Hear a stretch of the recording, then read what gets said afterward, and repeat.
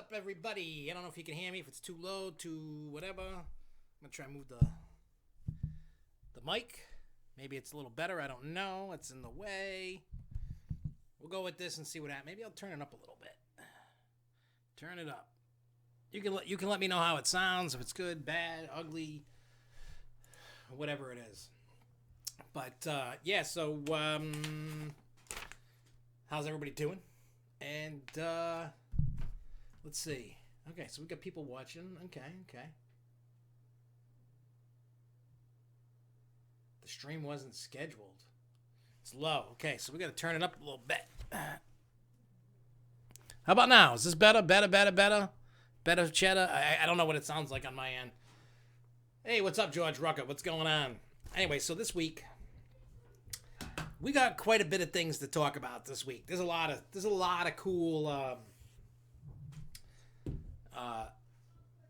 topics that I want to talk about. Plus, I want to give my own little take on, tips for Magic Mountain, Knott's Berry Farm, the boarding pass situation with Rise of the Resistance. Plus, I'm going to make a little announcement a little later that's going to be pretty awesome, I think. So, some of the topics that we will talk about tonight is the state of Michigan.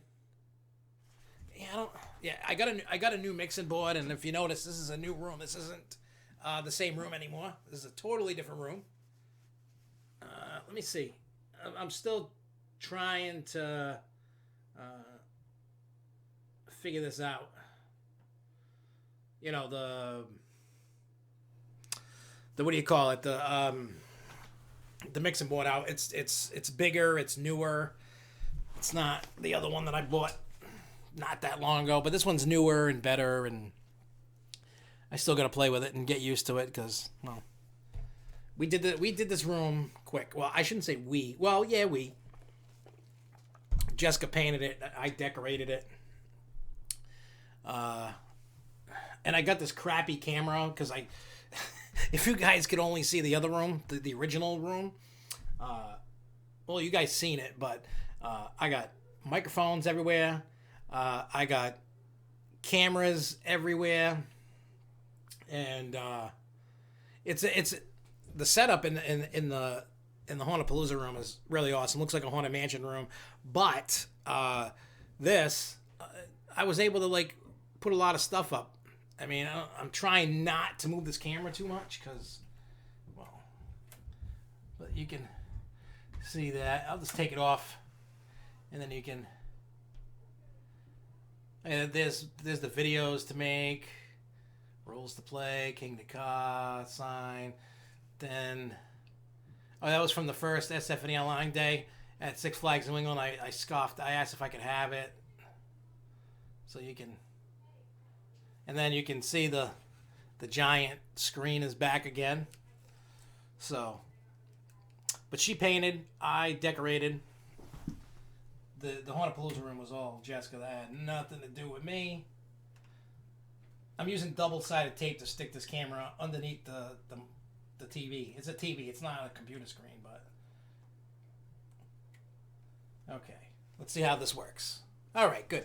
And that banner, I think some people know where how I got the banner, where the banner came. Obviously, that's from Six Flags New England. That's right before they announced Wicked Cyclone. Only 2 were made, and the park gave me 1. Actually, I'm going to record that.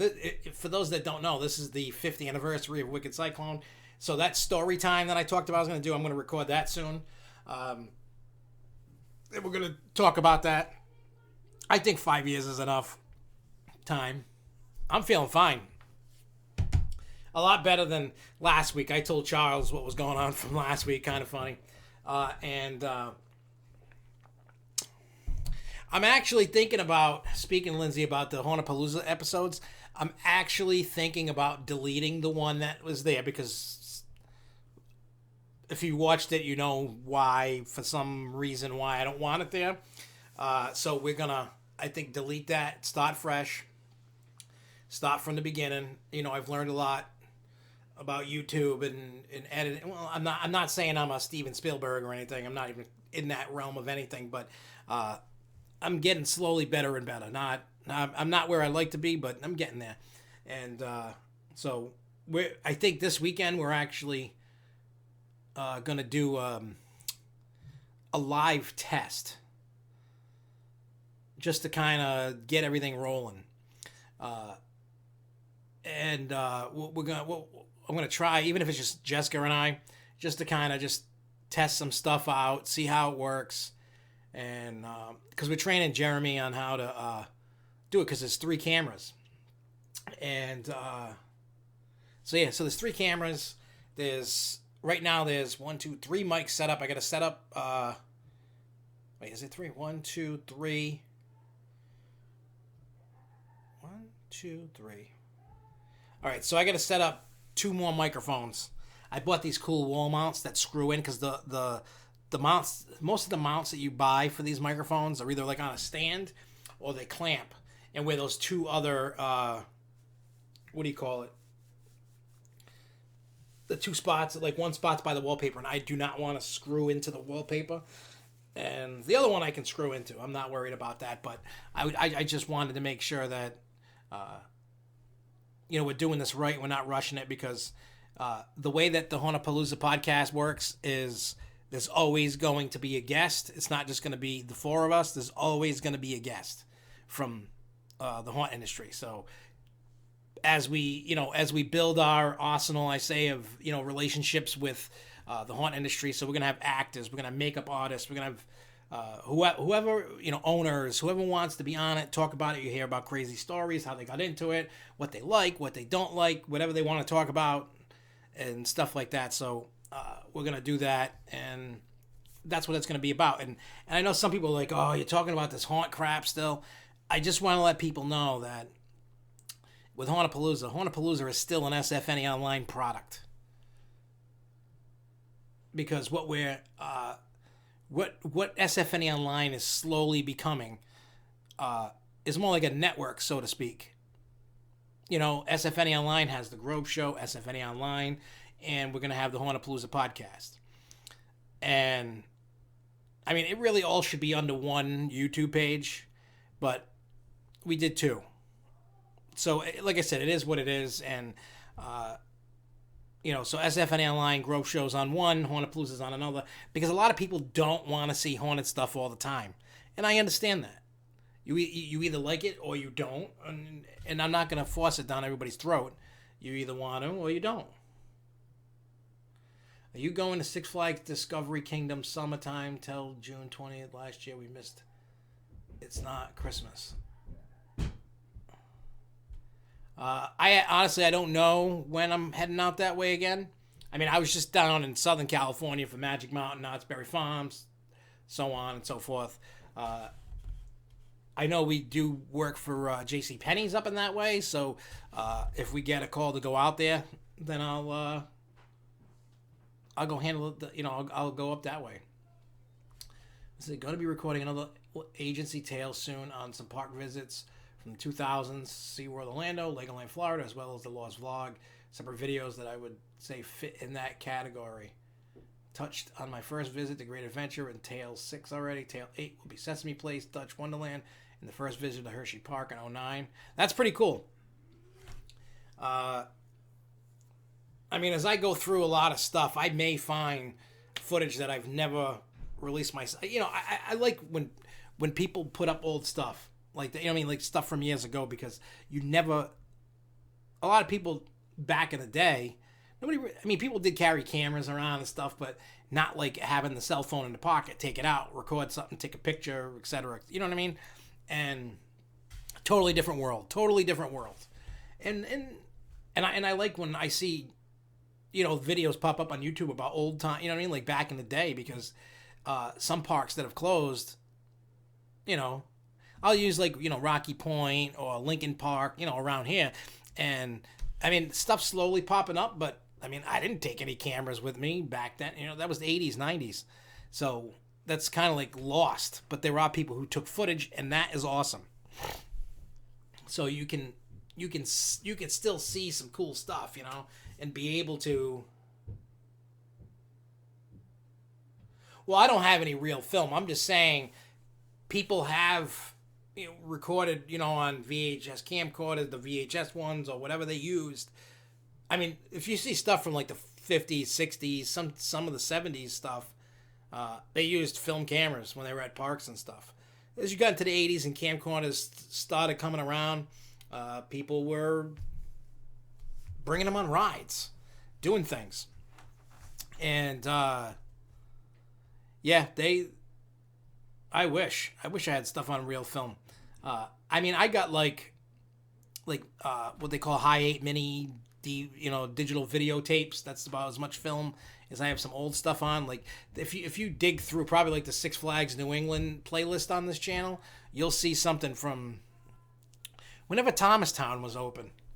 Was that 08, 09 probably around there? There's just like a little bit of like when Jeremy and I went. I took Jeremy. I don't know if Devin was there or not. He might have been. I can't remember, but there's just like a little bit of footage. Plus, if you look at, if you also look, and I think it's under Six Flags New England, the helicopter ride that I took around the park back in 2013 during CoasterCon. So you get to see the park in 2013 with a fly around with the helicopter, and that was awesome. So I like when people have, like they talk about it or they have old footage of stuff. I really do enjoy seeing stuff that, some stuff that I've forgotten over the years or stuff that I remember, but I don't have any pictures or video of it, and I like that kind of thing, So,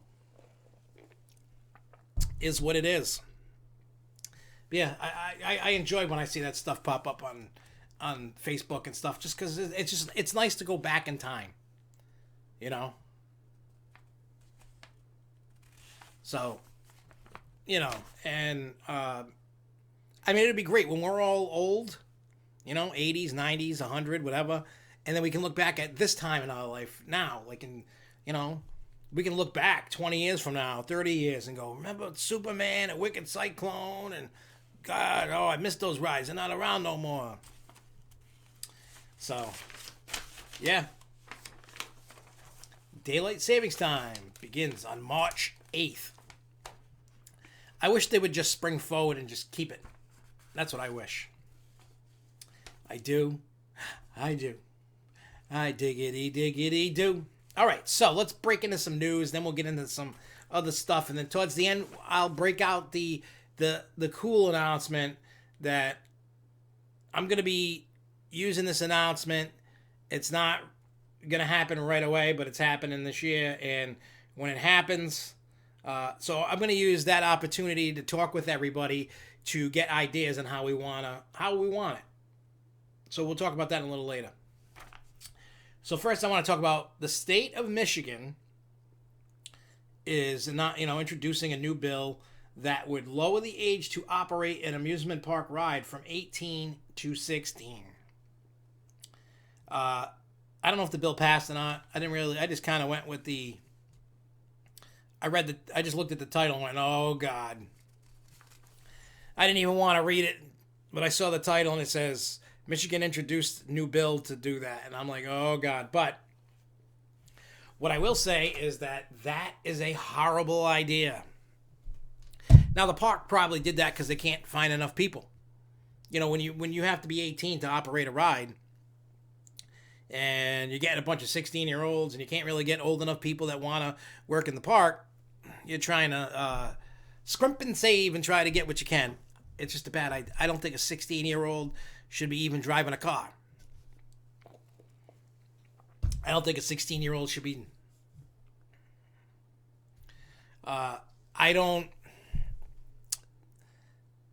At 16, and I know you guys have been 16 at some point. I know I have been.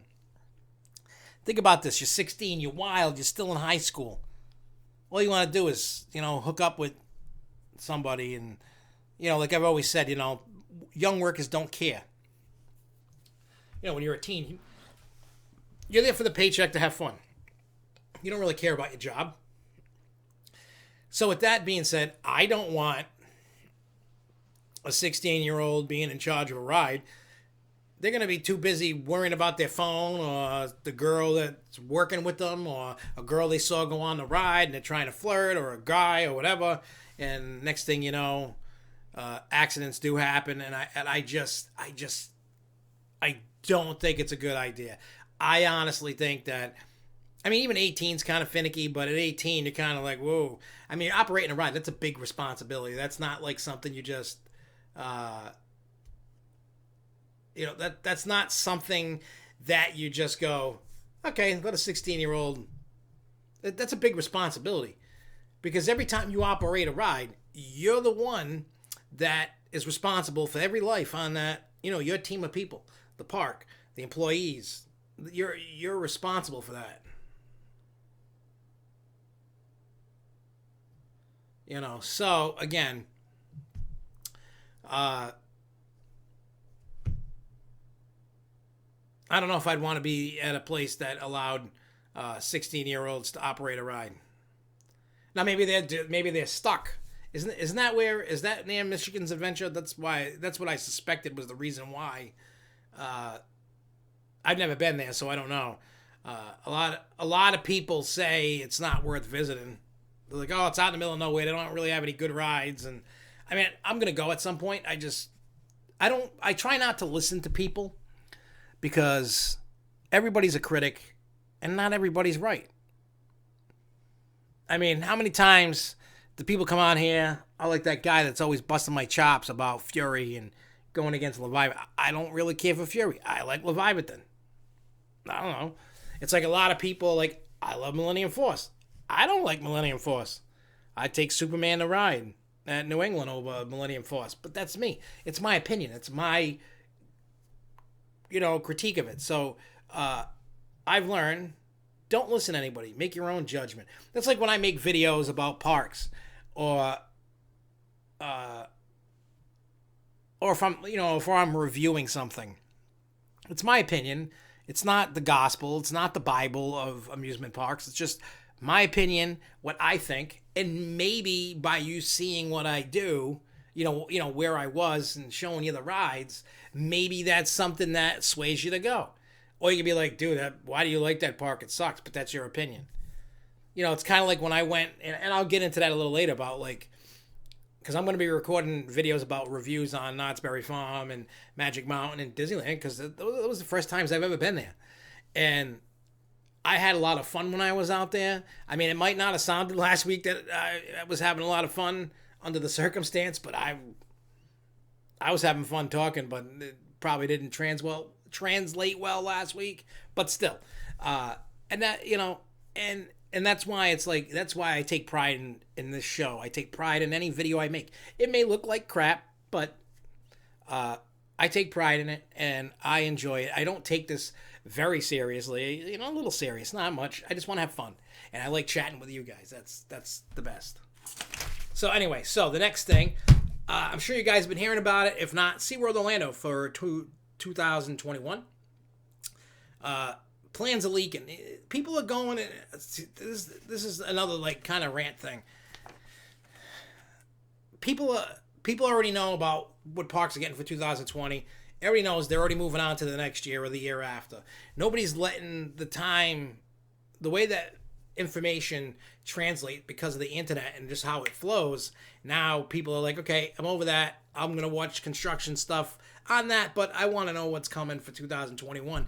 And it's like, dude, I don't want to know what's coming. I want to enjoy the moment of 2020. It's like, I'll make a prediction video, but I really don't care if I find out I don't know. I don't want to know. I just make a prediction video based on some things I hear or things I think. You know what I mean? And I'll be honest, I hate the enthusiasts that go out of their way. I'm not naming names, but if you saw the articles, you know who I'm talking about or whatever. I just think it's stupid. Like, let the park get their moment for what they're putting in now. You know what I'm saying? Like, yeah, I'm not calling names. I'm just saying that I think people need to just lay off. Oh, I'm going to get the buzz and I'm going to get all the attention on me because I leaked this out. That's kind of like with the Wicked Cyclone thing. I could have been like, bam, I got this, that, da da da da. When I knew about it before it was announced or anything, I could have done that. And maybe it would have helped SFNEOnline get bigger and bigger. But I did it out of respect for the park. I feel if you're out leaking things, you have no respect. None whatsoever. And that, I don't know, call me a fuddy-duddy or something. It's just, I like having respect. I'm trying not to ruin stuff for the general public. I mean, if we're talking about it here, most of the GP is not watching this show. And most of the GP is not going to our forums.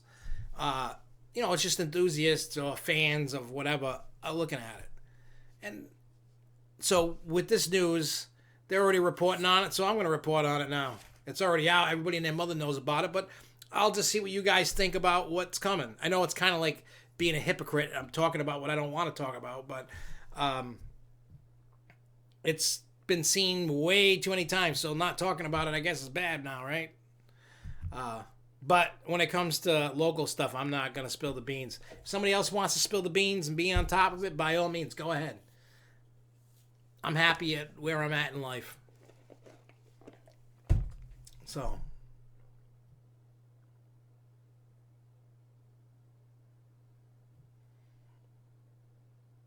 Yeah, see, that's the thing. I know it's stupid, right? Well, it's not stupid. Maybe in a way. If you play ball with the parks,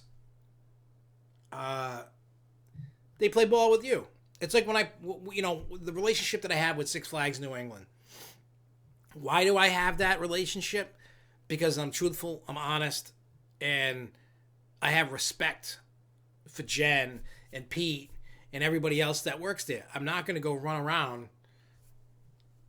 They know that we find out everything, and I do them the honor of not blaring it out. I mean, when I don't know, and if I'm talking about, hey, this is what I think is going to come, and it might be more of, this is what I think they should get, and is what it is, and you take it. Oh yeah, they dug it up by making a request because of that the Freedom of Information law. Anybody can go do it. You can go to any town hall, call up the town hall, email the town hall of anything, and you go, I want to know what's going on at such and such. You can do that. It's totally legal to do, but it's a bullshit move. That's a bitch move. Seriously, it is, because the park is, they had a code name to throw people off and all this other stuff. And hey, if that's what you want to do and you want to live on that and you want to be you think you're going to be the hero to get 5 minutes of fame and get all your, get all your friends. Oh, look what you found out. You're special.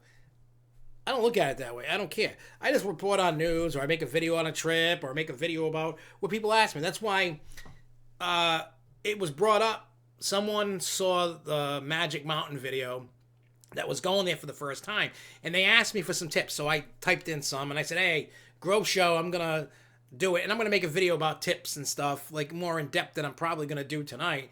I'm just going to give you a few tips of what I think you shouldn't do, etc. But it's going to be tough based on the day I had, because everything was a walk-on. The park was empty. But based off of things that I see here and my experiences, I'll, we'll roll with it. We'll have fun with it. But anyway, so the news is supposedly, it's called the Penguin Project. It's going to go over by the festival pathway in SeaWorld Orlando, and it's going to use, oh yeah, see, here's the guy. Here's the B&M guy. B&M is not the best. They're actually going to start getting left behind. So, yeah, no, they're getting left behind. Why do you think not many people are putting B&Ms in? They cost too much, and the same thing over and over again. Intamin, S&S, Vekoma, even Mori, whatever it is. Everybody's like innovating and doing new things, and B&M's kind of like, we'll just stick with what we got. So B&M is not the best. Like if Shiv didn't exist, Michigan's adventure would be tiny compared to every other park. Lake compounds might be bigger even without the lake or the train. Wow. That's small, huh? Wow, crazy. But anyway, so the ride will take up about 3 acres of land, and supposedly not confirmed or anything, but it's probably a B&M wing coaster, a custom built one. And I'm kind of like, eh. I mean, I've only been on 2, and I've been on Wild Eagle and what is it, X-Flight at Six Flags Great America. Oh, excuse me. The one at Six Flags is way better than Wild Eagle. The only thing Wild Eagle has going for it is its view of the Smoky Mountains. Hey, what's up, Jason? And the Six Flags Great America wing coaster is a bit more powerful. It has the keyhole and it does more stuff. You're good all the time. So George Rucker, he's good all the time. George Rucker is good all the time. It's good to be good. It's good to be good. Imagine if everybody was good. Life would be good. But, hey. So that's the rumor. Nothing's, again, it's rumor, it's speculation until the park says this is what it is. I mean, I really just want them to get, you know, oh, well, yeah, yeah, I'm going to be talking about that too. I guess tonight's going to be like rant night, I guess, maybe, you know. But hey, it is what it is. And if you enjoy my rants, then tonight is your lucky night. How about that? I love when I start going on. I even like my rant nights. I know it sounds stupid, but I like them. Gets me all fired up, and then I'm chilled out, and I'm good. Burn some of that energy that I got, you know. So that's that about SeaWorld. What I wish is let the park enjoy the year that they're in, right? Let them enjoy it. Let them do their thing, right? Just let them, you know, let them build their ride. Let them open the ride, and then a little bit, you know, a month or two or whatever after it opens, a couple months, whatever, depending upon when they open it. Let them relish in their summer. Let them have their moment. Because I feel that hurts the parks. It really does. I feel it does. When you're already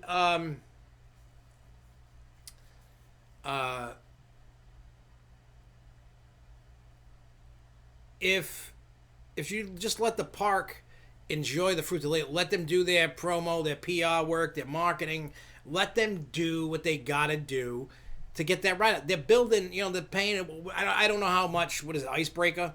I don't know how much that ride cost. I have no clue. Didn't look. Didn't research. Didn't care. I'm gonna go ride it, but still, I want to be able, even for myself, I want to enjoy what that is for the year. And then once you get through the summer, okay, go talk about the next year. I think it honestly kills the park's buzz a little bit because if people are like, well, I don't really care about this coaster, but the coaster coming next year, so they're gonna wait another year. You know, not everybody has money to go every year. And yes, Jason, SeaWorld Orlando is slowly becoming that's what it needs to be. And if they just keep their focus on, like we always said, the animal rescue, and just less focused on Shamu, the sky's the limit. They'll just get out of their thing, you know. They'll be doing all right. Now, the next thing, it's really a two-part thing that I want to talk about. The Six Flags stock crash that happened, in California or something when it happened? When I had that news hit, or right before I went to California. So we know that it crashed based on the notion of they were gonna make less money in the fourth quarter. I don't know when the fourth quarter thing is, unless it already came out. I don't know. But because of China parks probably not opening, being off the table, money, financial troubles in China, so it hurt Six Flags. So the stock crashed. I don't know. I don't. Let me look real quick. All right. Let's do this. Six Flags stock. Oh, so it's lost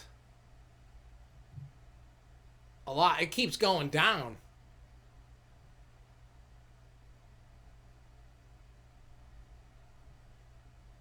So at the start of the day, it was at $37.68. So they lost like half of their stock value. Wow. They got wiped out half of their value. And then it went up to 38.05. It did, so wait, it started at 37.68 at 9:30 a.m. It hit its high for the day at 9:50. Then it dropped to 37.60 by 10:25. And it went up and it never recovered to the 38, and it closed at the day for 37.58. So it was down 15 cents a share, 40.40% there. And then after hours, it's still tanking. Oh, hang on. Let's see if I can read this. I don't care about that. Go away. All right, so what's today's date? 29th, right? Okay, so this was posted an hour ago, and from, what is it, Slater Sentinel, saying research analysts at KeyCorp dropped their Q4 2009 EPS estimates for shares of Six Flags Entertainment in a report issued on Wednesday, January 1st, according to Zacks Investment Research. They now expects the company will post earnings per share of 31 cents for the quarter, down from their prior estimate of 35 cents. Kelly Corp currently has overweight rating and a $52 target price on the stock. Then there's other report company. It says Zacks Investment Research that raised Six Flags Entertainment from a strong sell rating to a hold. On December 25th, SunTrust Bank downgraded Six Flags from a buy rating to a hold. They had a target price from 54 to 36. So there's a whole... Everybody, wow, it's just not a good thing, I guess. I'm just reading. They're just saying people buying some shares for it, da-da-da-da. So, I don't know when the actual announcement is. When is it? I'm trying to see if I see a date on here. Well, I'm just going to type it in Google. Six Flags 2019 fourth quarter results.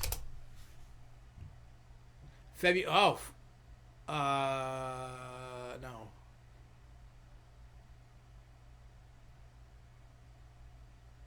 Okay, hang on. What's the date? Come on. Oh, huh.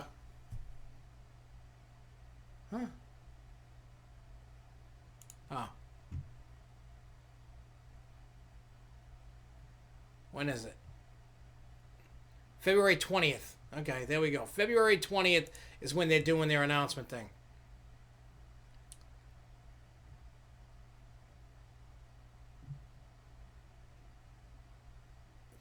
SeaWorld Orlando should get a Discovery Revolution. Mondale, they should, because those... SeaWorld needs to add some flat ride. They don't have to go crazy, but they need to add some. They don't really have much. Can't be just a coaster park. I know the coasters get the people in, but you're going to have to get some other rides in there. When you think about it and you look at the proposed area next to the front gate that looked like something could go there instead of a roller coaster like a large flat ride. Yeah, I mean, this is the time of the year where the stocks, though, should be going down. I don't know, no stock should go down, but this seems to be about the time. It's winter time. Nobody's really going to be making any money, So, like I said, is what it is. Everybody's going to do their thing. And, yeah. Let me move this. There we go. That's good. Out of the way. But the second part to this is... all right. There is a company called J Putnam Management revealed an interest in the theme park operator of $5.5 5 million shares, equal to 6.5% of the outstanding stock. The holding included the purchase of 500,000 shares on January 10th at prices ranging from $35.11 to $36 a piece. In addition of another 268,347 shares on January 14th at a per share price of $35.57 to $35.88. And then it says, H Partners disclosed, here's the part, that has engaged in discussions with Six Flags on improving governance, citing the recent deterioration, operation, and stock price performance. To that end, H Partners revealed that it wishes to add a representative to the Six Flags board. Now, I have no idea who the hell the H Partners are. No clue. Turtle Trek and Matinee. Oh, Matt. Oh, okay. You know, I hate that Turtle Trek ride. Like, it's good for, like, one ride. You know, like, one time. After that, it's kind of like, this ride sucks. It really does. I mean, I get the message behind it, but it's just a crappy... I mean, if you're really hot and you want to, like, cool off in some AC, great place to go. Actually, a better place to go is the Penguin place. That's a place to go. If you want to cool off in the Orlando sun instead of frying. But I think at some point when they get rid of what is it, Wild Arctic Ride, something's gonna go over there. What? I don't know, but something is. Cause what is it? San Antonio or San Diego? Oh, excuse me, is getting rid of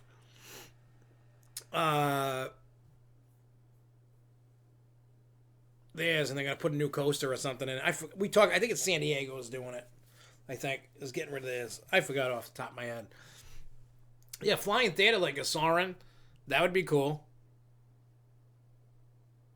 You can have them, you know, kind of make it like Avatar-ish, you know, like have smells of certain areas and getting mist sprayed on you, you know, when you're going over the water, and there's a lot you could do to make it feel like it. Why am I so tired? I don't know what's going on with me today. I really don't know. What else do I got on here? That.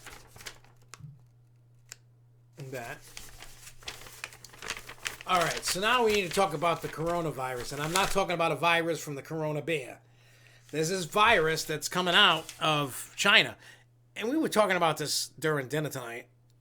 Why is China so dirty that every disease comes out of China?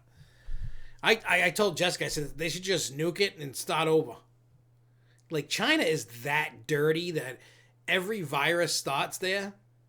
Maybe it's like population control and they just want people to just die off. But there's with the coronavirus has, the only reason why I'm talking about this is that in SeaWorld's budget, though.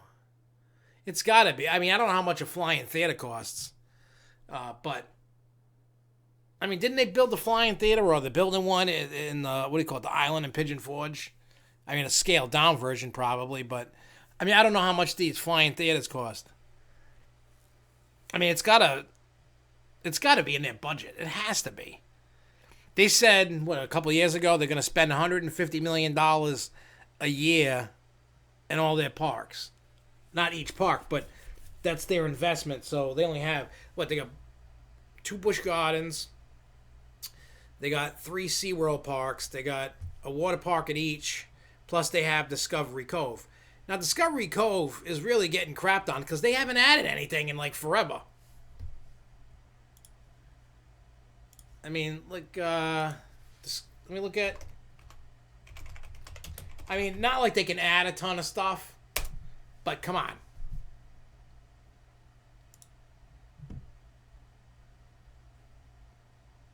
I'm looking to see if there's any.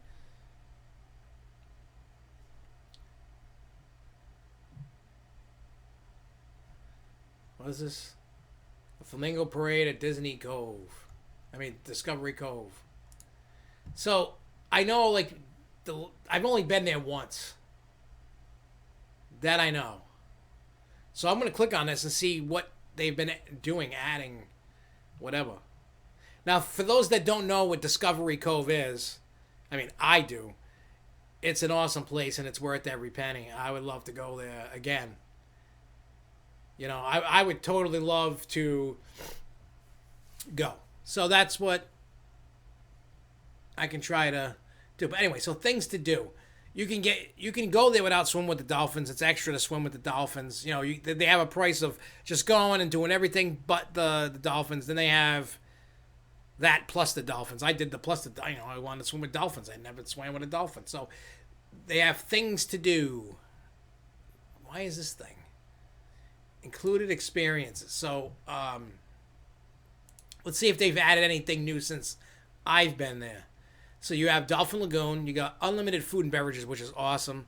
There's amenities. They got the Aviary, which was cool. They had the fresh water oasis that had sea otters and marmosets. The Grand Reef, which is like this, where I spent 95% of my time. That's where all the stingrays that you can swim with and all the fish.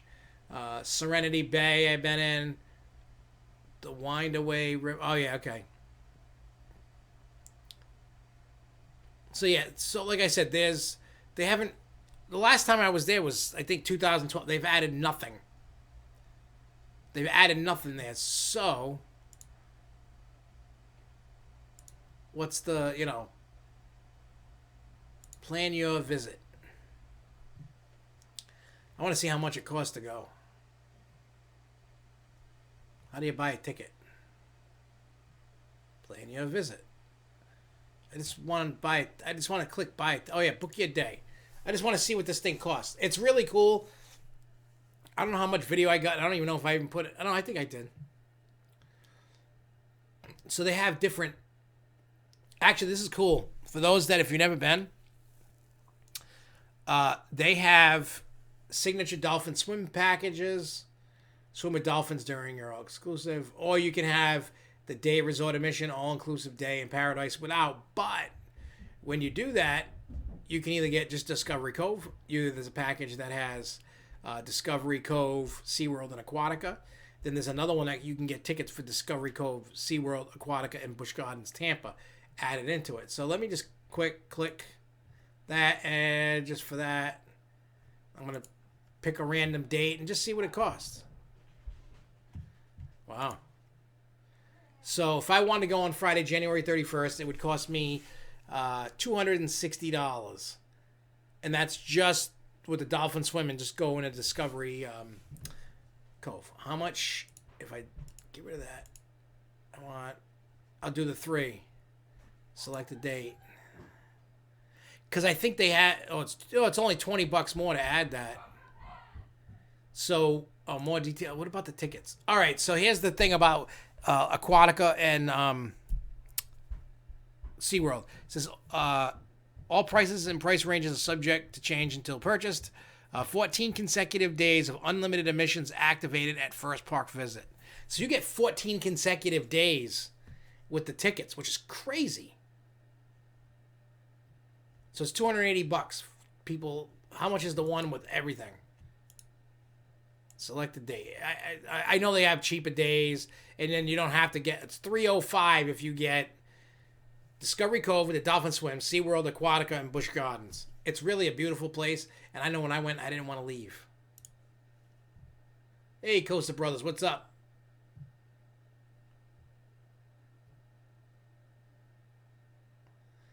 So, yeah, so anyway, so with that, you know, so that's that with the SeaWorld thing. So Discovery Cove gets kind of crap that they don't really get much. You know, for obvious reasons, landlocked, whatever. But back to the coronavirus. It's affected theme parks, cruise lines. It's even affected airlines. I saw today certain airlines are no longer, until this thing's fixed, they're not flying in or out of China. Certain airlines. Eventually, China's just going to be, see you later, we're not dealing with you. It is expensive, but it's worth it. I need to go back. It's awesome. But Disney in Shanghai, Disney in Hong Kong, shut down until further notice. What is that, Ocean Park out there in China? Shut down. All the cruise lines are canceling cruises. there's currently a cruise going on. They might have already been passed. I saw this video. It was heading to the Philippines, and it came from China, and they were like, we don't want you coming here. Get out of here. You're not coming to the Philippines. Go away. They were refusing the cruise ship. And all the stocks of the cruise lines are taking a dump. They're all dropping because they're gonna lose a little bit of money. And then the funny thing is, last year I booked a cruise for next year on Carnival Horizon, and my parents are gonna go too. So I was looking before the show. My father wanted to know how much it was gonna cost them. I look at the top, and I was looking at this like a couple of days. This wasn't there. It says currently almost 82,000 people are currently shopping this deal. Well, so it says a pop-up came up. There's a site-wide sale national plan for vacation day. Cruises from $59 per person per day. Hurry, end soon. Every Carnival cruise is on sale. Book now. This is panic mode for them because they got to make up that revenue that they're going to lose with the China, for the cruise lines. Let's see if Royal Caribbean's doing the same thing.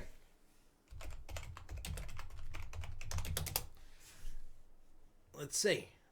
I need to go back on a Royal Caribbean ship. All right, so let's see what they got for deals. Anything good? So their deal is up to $150 instant savings plus kids sail free plus 60% off second guest. They got... See, I don't know why anybody would deal with... I think if you go... Look, 3-night Bahamas. 2-night perfect day weekend cruise. 3-night Bahamas, 4-night... No, it's too little. I did a 14-day cruise, and I thought that wasn't enough. So let's just see how cheap. I want to see what the deals are, because they're throwing all these deals out now. You can go to Oman and United Arab Emirates. I don't want to do that. Let's just do 6 to 8 nights. Cruise to... I like Caribbean. I would not want to do Canada, New England. I can drive to any of them places. Apply. Let's just see. I just want to see for... oh, yeah. Leaving... Oh, departure port. Ooh, I can leave out of New Jersey. Let's see what ships. Anthem still... I thought Anthem was leaving... Oh, no. Oh, wow. Oasis is there now. That's crazy. Anybody ever seen the Oasis of the Sea ship? That's a big ship. Not the biggest. It was at one point, but... for those that don't know, when you leave out of New Jersey, out of the cruise port, the ships have to go underneath the Verrazano Bridge. And I've been on the Anthem of the Seas twice. And every time when you leave, you go under the bridge. So everybody gets out in the top deck. Everybody, you go to the tippity top, whatever. I forgot how many decks there are. But you get to the top deck, you can go on, and then you watch how close the top of the ship is to the bottom of the bridge. Now, Oasis got a whole new... Well, here's the thing. When they put out Oasis, then they started putting out Symphony and the other one there. Whatever the ones that they got now, the other ones. They kind of did what Anthem did, and they did some new styles inside. But Oasis didn't have what the other ones did, as they kept building bigger ships. So they brought it back, and they put stuff on Symphony and whatever the other ships are. And so it got a whole makeover, came back. But the cool thing about the Oasis ship, if you were to leave it with the smokestacks, it can't go under the Verrazano Bridge. It just can't. The ship is too tall, and it would crash into the bridge. So what they've done, because they know as they cruise through certain places, they're going to have an issue.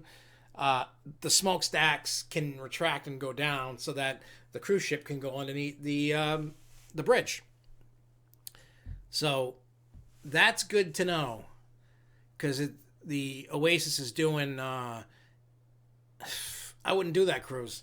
Listen to this. You leave out of Cape Liberty, New Jersey. then you're cruising for a day. Then you get to Orlando, Port Canaveral. Then you do a perfect day at Coco Cay, Bahamas. And then you go to Nassau, Bahamas. And then you cruise and you come back. I mean, I've tried 2 different cruises to get to Coco Cay. That's their private island. And both times denied. Now they've built the dock and they got the water park there. So I may have to do one of these. But I don't want to stop in Port Canaveral. When we did the one of the cruises we did that stopped it, we just stayed on the boat. We didn't even get off. I'm like, what the hell do I want to go there? Plus, there was a schedule of one of them X-Rockets going off. So you weren't getting in and out of nowhere. You were getting left behind. So we just stayed in the ship. I'm like, screw this. Not doing it. So let's see if there's any what other. Now, Oasis is only doing that. That's so stupid. Stupid. I don't like that itinerary. If you do Anthem, Anthem's doing the same thing. What is wrong with you, Anthem? What is wrong with you, Anthem? Well, this one's a little different.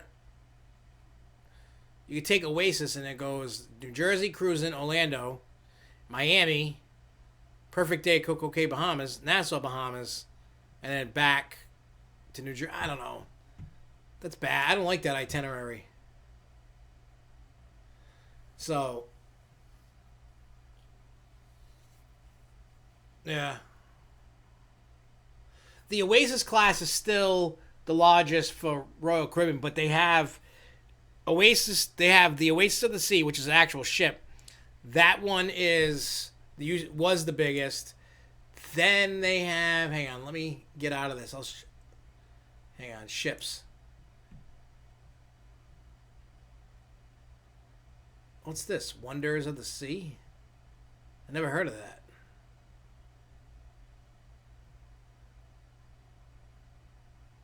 Is that a... What the hell is this? It's an Oasis class ship. Oh, it's China. It's coming in it's 2021. Wonders of the Sea is going to China. It looks like a beautiful boat, though. Wow. Way different than the... So, I don't know. I don't know which one's the biggest. I think Symphony might be the biggest. I don't know. What the hell's Odyssey? Whoa, what's this? Oh, so whatever Odyssey is going Fort Lauderdale fall 2020. What? That's not an Oasis class. That's called a Quantum Ultra class cruise ship. To sail in the U.S. and Europe. Odyssey of the Seas. Cue the thrills of unforgettable experiences. Oh, it's got bumper cars on it. Laser tag. I'm looking at it. Oh, it's got the ball like Anthem does. The observation ball that goes up 100 feet or something above the boat. So, yeah, it's crazy like what they do.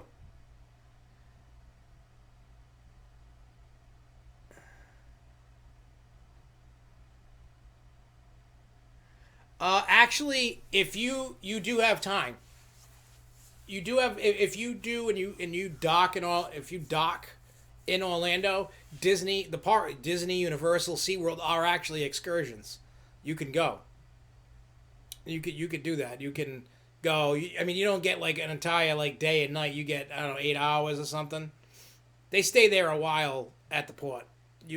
But the cool thing is, say there's a problem. I've had this problem when I was in Jamaica.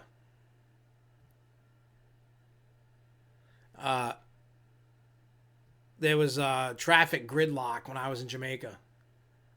Yeah, the quantum class is small. There is a new class of ship coming out.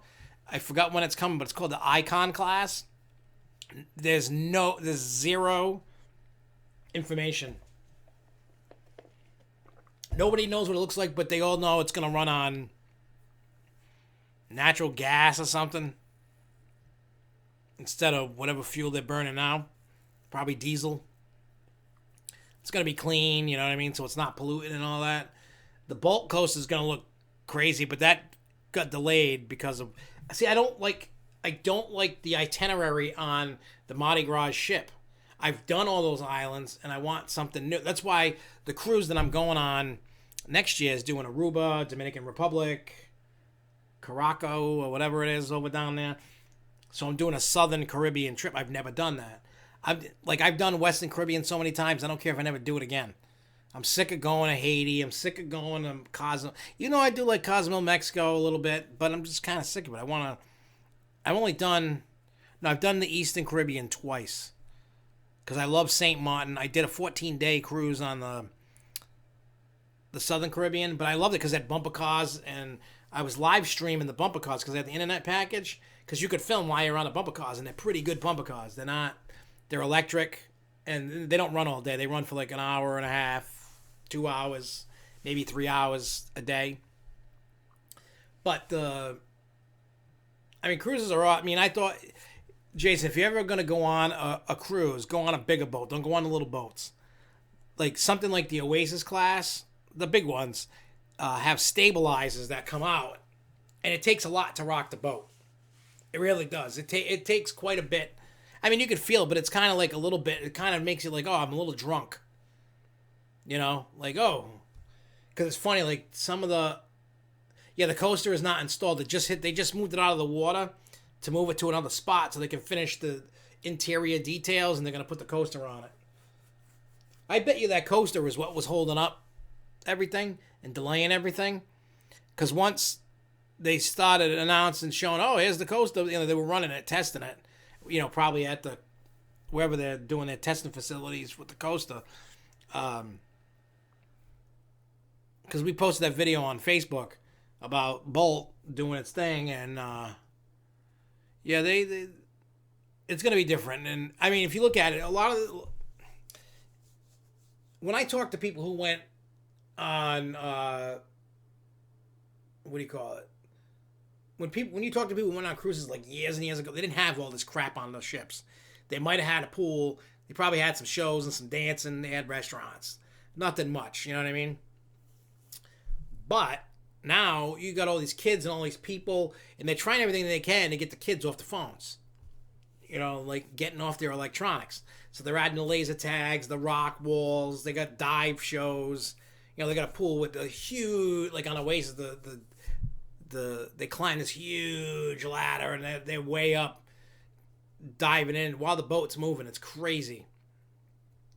Like Royal Caribbean uses DreamWorks characters. They have parades going through the promenade and all that.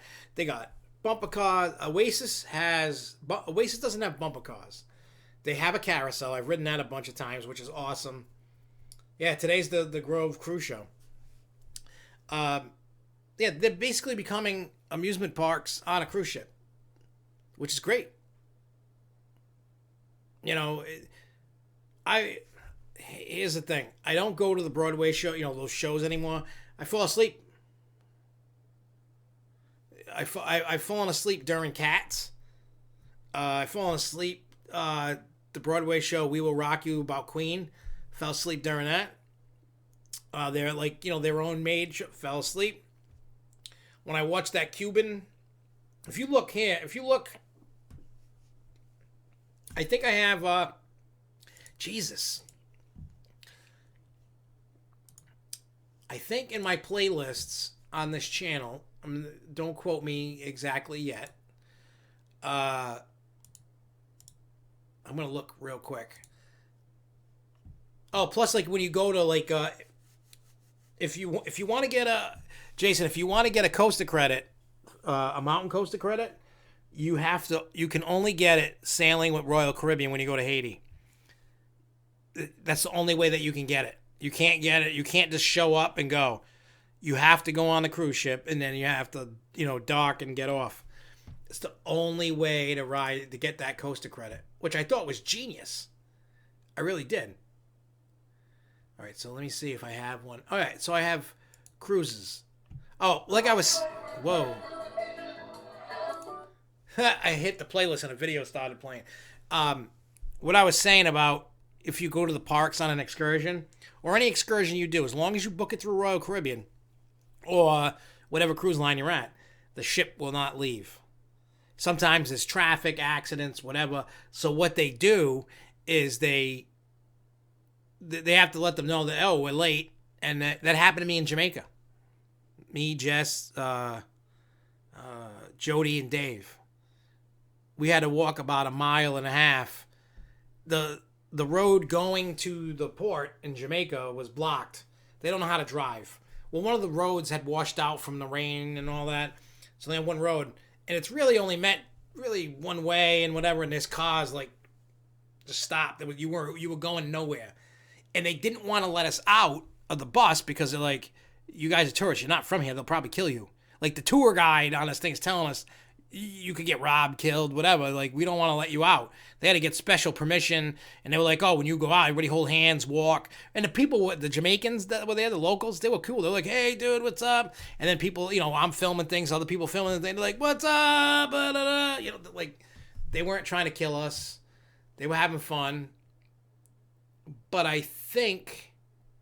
Oh yeah, in Jamaica, that you can. I mean, anybody can go to Jamaica and ride the Jamaican bobsled through the rainforest. That's awesome. I think one day I'm gonna play the. If you haven't watched it, there is a playlist on this channel and on the cruise. If you look at it, it says Grove Show host enters belly flop contest on Freedom of the Seas, and I came in second place. See, being fat has. People said I should have beat the really fat guy, but. It's funny and it's awesome. Plus they have the eye flies, like the fake skydiving. I don't have the Jamaica thing. Oh, we couldn't get back to the cruise ship. And it's us walking to the cruise ship through Jamaica. And you can see all the traffic and it's crazy as hell. They have a mountain coaster in Haiti.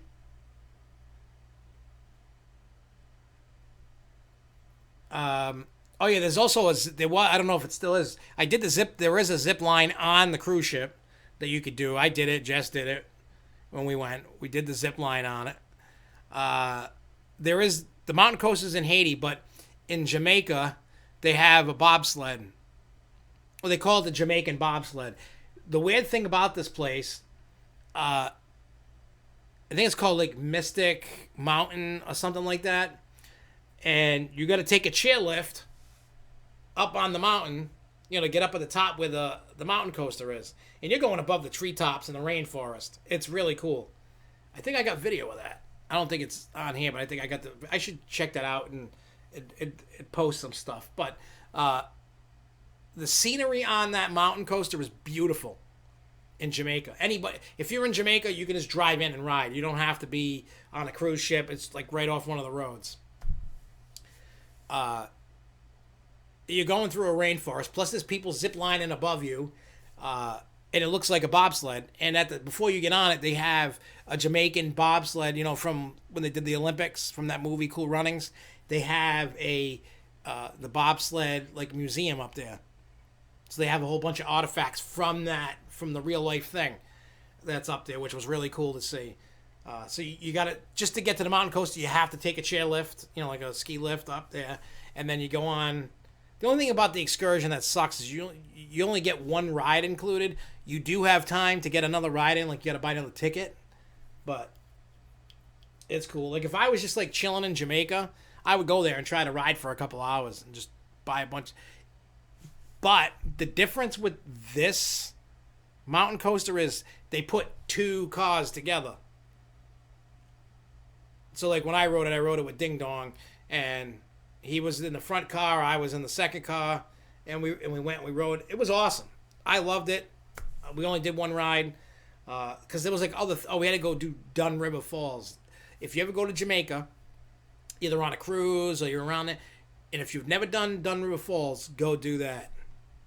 You climb up this waterfall, not like up like this. It's like this, and you slide down. You fall back into some water. It's cold. It's fun. It really is fun. So totally recommend it if you're ever in that area to check it out. But yeah, with this coronavirus, it's not the beer. they're shutting China right out. The Disneys are shut down. The cruises are stopping. The airlines are starting to go, we ain't going anywhere near that. Not going to do it.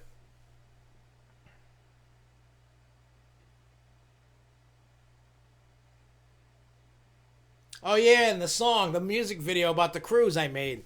Is that in that playlist?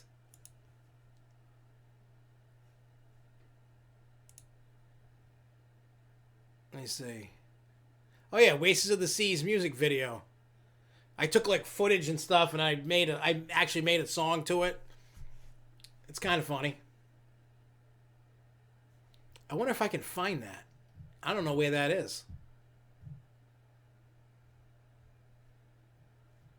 I mean, if I got it, it's over here. Just for giggles, let's see. It's probably not on this computer or a hard drive. But I'm going to look just... What year was that? I think that was 2017 because so 2017. So that's going to put me in the realm of where I need to be. I don't know. Oh, no, I wouldn't have put it there.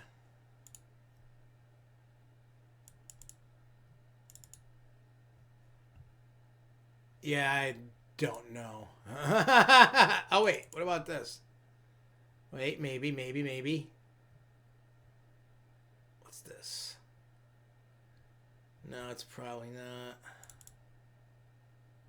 Oh, hey, let's see this.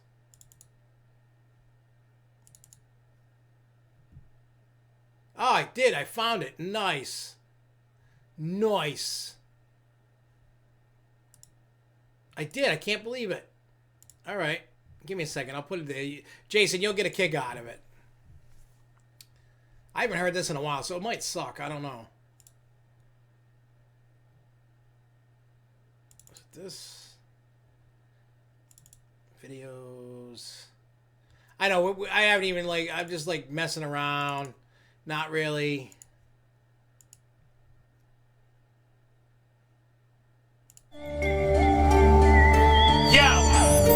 Dr. Giggles back in effect. And we heading out in the Oasis of the Seas, y'all. Yo, fun in the sun, y'all. Check it out.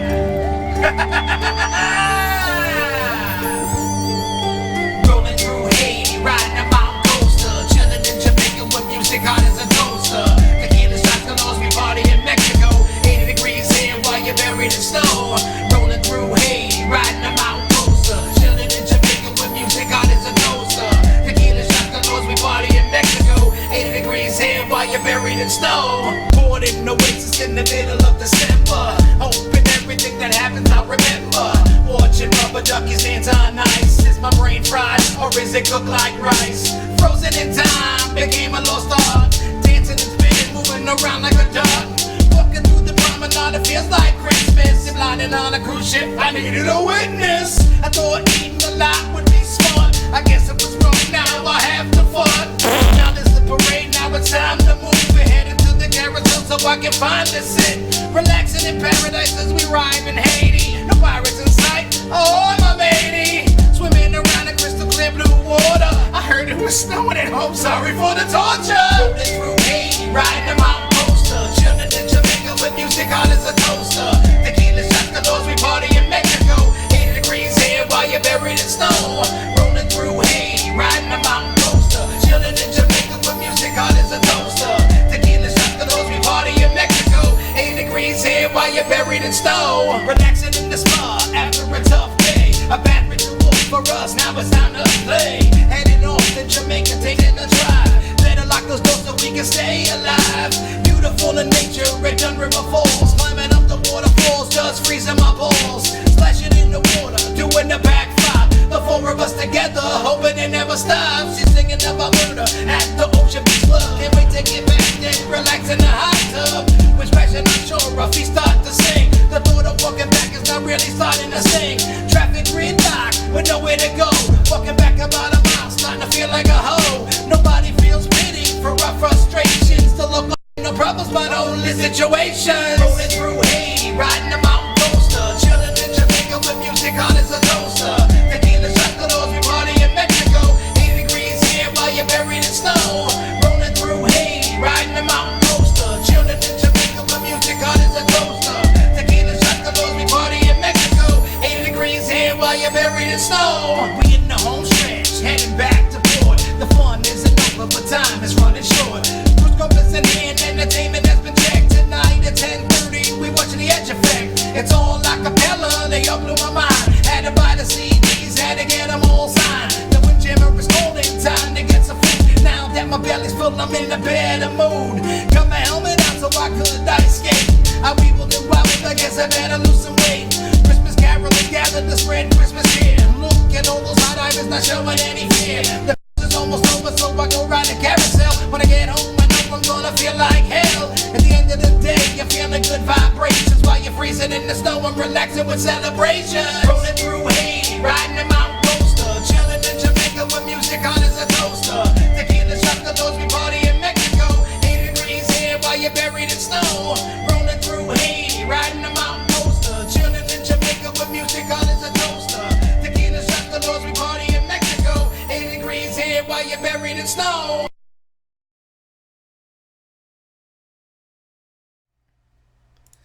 All right, so it was nice to go down memory lane a little bit, but to answer your question, Jason, I probably wrote that in like 20 minutes and then probably spent 30, 40 minutes recording it.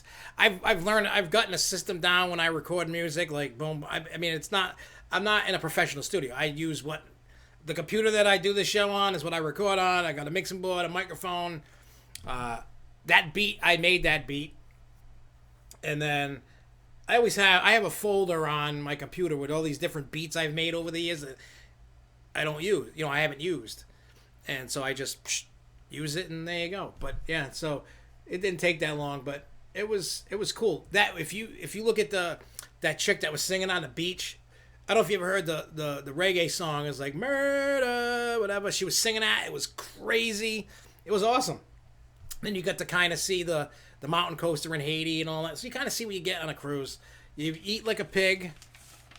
Actually, I think I'm one of the only people that lose weight on a cruise. I really don't eat that much, which is weird. And all the walking and swimming and the sun and all this other stuff, you're in the beach.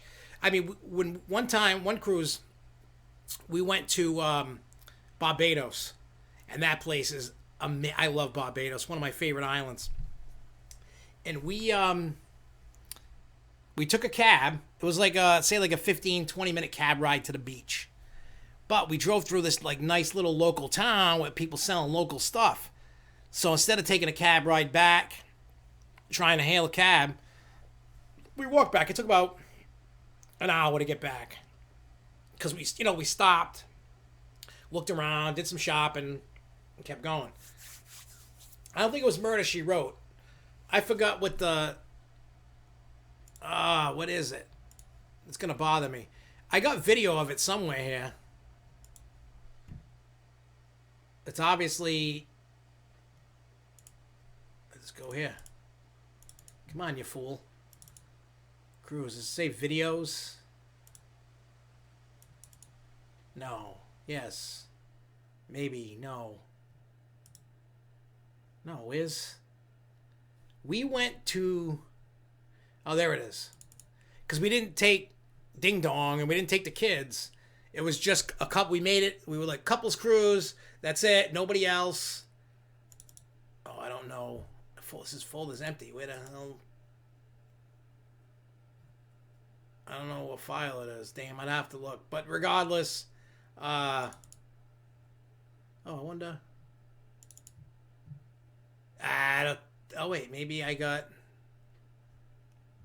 No, I got Edge. Oh wait, this is showing me video, so maybe I'll find the lady singing, and that'll tell me the song because that song was awesome. Because they would say like when you're on a cruise ship, like when you're sailing around or on port, they have like like a little reggae band thing or somebody singing, and then you can see all the different. They sing all different versions of the song, so that's Where the hell? It must be over here. Oh, wait. Is this it? Probably not. I'll just double check it quick. And it's not. I'll have to find it for another. I forgot what the song is. It doesn't really matter at this point. But, again, you know, you can see how the evolution of how cruises went from just sailing on a ship, eating food, in a pool, stop somewhere, to now they're becoming theme parks. They're floating cities. They have everything. It's like it's a floating city. You sit there, you can see the dive shows, you can see all kinds of shows, you can see ice skating, you can go ice skating, they have a little rink inside the ship. You could do all that on a ship. It's crazy. It really is. Anyway, so enough of the cruise talk. We got the Corona Bear virus story became a let's talk about cruises. But anyway, so the next thing, and I know Jason's excited. I think everybody's excited about this next topic. Super Nintendo World. Now, the earnings call that Universal had, they said, yes, Super Nintendo World is coming to Epic Universe. I mean, it's not really a surprise. Everybody was like, that's coming, this is coming, that's coming. It's just Universal officially recognized and said, hey, it's coming. Obviously, it's going to be the biggest of the kind of the ones that are going to Universal parks. But I don't know how many of you saw, like, when they did the announcement thing showing things off for Japan. So something you could probably look for. It's not official or anything like that, but it's probably going to be set up to similar. They were showing off. They had some, like, stupid music video thing that I could care less about. The things that I was kind of interested in is those watch things. It's kind of like a magic band that interact with the land. So you can, like, punch the cubes with the question marks on them, which is great. That's cool. So it's going to be interacting with the land. Now, obviously, there's probably going to be a Super Mario ride. You know, what do you call it? Mario Kart. There's probably going to be a Donkey Kong coaster, and there's going to be whatever else that has to do with Super Nintendo World. You know, it's Super Mario. But, with that being said, out of the Super Nintendo World, what would you guys like to see added as a ride? I mean, I haven't seen any plans for what Super Nintendo World is going to look like in Orlando, because it's obviously going to be different. It's not going to be the same thing as Orlando. They're going to be totally different. So I'm going to type.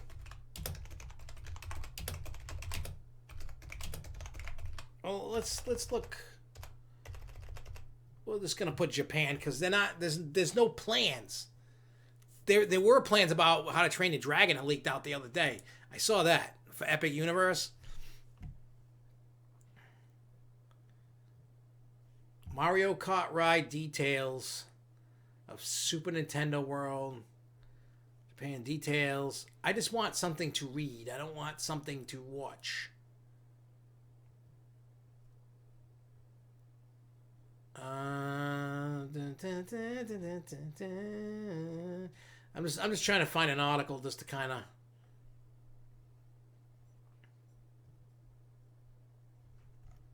Just to get an idea. I don't really see anything. I'll look at this.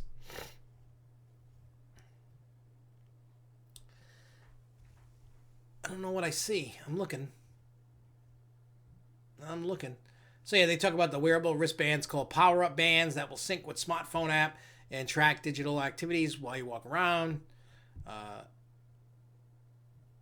Collect digital coins and compete against other attendees of the park. Made the series of announcements. So they show the different wristbands you can get. I'm sure you buy them. I'm sure they don't give them to you. They kind of look like the snap bracelets. They don't look like, you know, like you strap. It looks like a slap bracelet, I think. I don't know what it is. But they were showing people punching the things, and there's an app, and then there's... But I'm not seeing anything.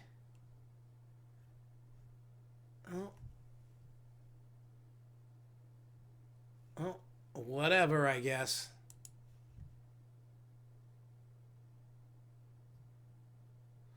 I was appointed to lead, not to read. Yep, that's me. I was appointed to lead, not to read. I don't like reading.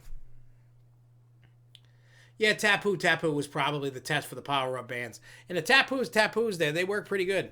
I never had an issue with any of them that I had.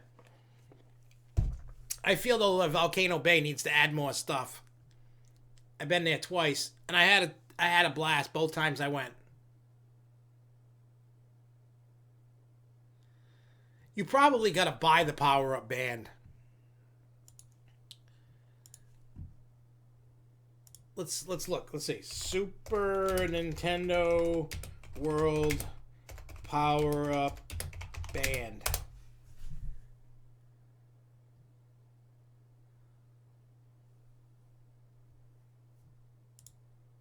Yeah, I just saw a thing, and the thing it says it can be purchased. Get out of here with your stupid newsletter. Eat it. You know what? It can be purchased at the Super Nintendo World. So you can buy them. So if you want them and you want to use it, you got to buy it. Which means when it comes, I'm going to buy it. That's exactly what that means. It means I'm going to buy it because I'm going to take it. You know, I'm going to buy it. I'm going to use it. I'm going to film. We'll try to film while I'm using it and try to show people what that haven't used it what it does, like everybody else is going to do. You know, so is what it is. I mean, well, I know I've seen the picture of what they look like, so let me look at it again. The different... I mean, it would be cool that they'll have Mario as a character and you'll be able to take pictures with him and stuff. That'd be cool. Well... Oh, wait. Images. Show me. Hang on, I'm going to just put it here. I'm going to pop it up on the screen. Just so for those that have no clue what I'm talking about, you can see it. Let me delete the shot. Let me add a shot. Because I think this is like something that we should be looking at anyway. Let me put the mic on. Alright, so here's your different... These are your magic bands or whatever they are. Power-up bands. You got Mario, Luigi, the princess, Flower. You got the little toad guy. You got Yoshi. Theme one. I don't know who the Flower is. I guess I'm not up to snuff on my Super Mario characters. I don't know who the Flower is. Who's the Flower? Doesn't the Flower spit out stuff?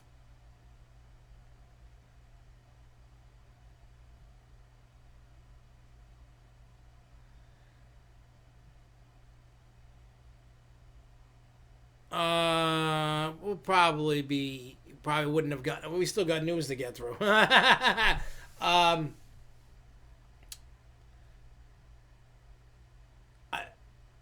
I don't know how... Do you have to... Can you... I don't know how the magic bands work. Do they have to... Do you have to change batteries in them? I don't know. Let me see. Magic band batteries.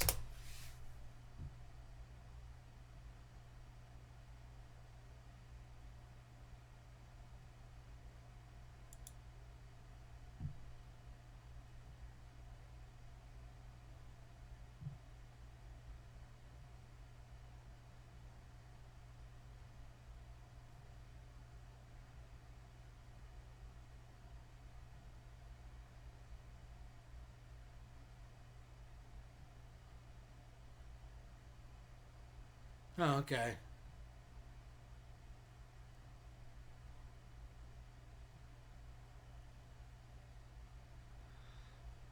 It says you can check the status of the magic bands on MDE.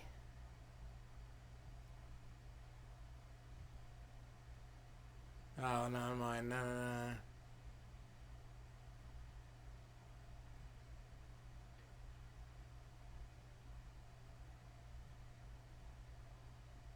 Yeah, I'm just like looking at what people are talking about, so nobody knows. You can't change the batteries, I guess. So once they die, that's it. Which is stupid.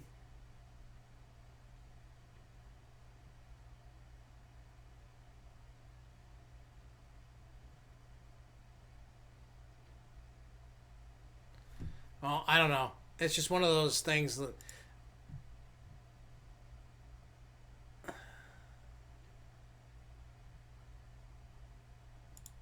What is this? Let me see. Yeah, it's not that though. That's a Venus flytrap. Obviously, there's a sunflower. We're trying to see if they show a sunflower on here. No, this is just the fire piranha plant. I remember that piranha thing. I used to hate that thing when I was playing. Yeah, I'm not familiar with Daisy, unless like Daisy's like Luigi's girlfriend or something. I don't know. It's just crazy one way or the other. All right, so next, I know we briefly, like for a little bit, talked about it. Six Flags Great Escape. We do know that they approved Outlaw. The Adirondack Outlaw. We know that much. But here's the problem. It's approved. They're going to do it. The town people were still raising a stink. It's been approved. They're going to build it. It's going over by Steam and Demon and Condor. But, what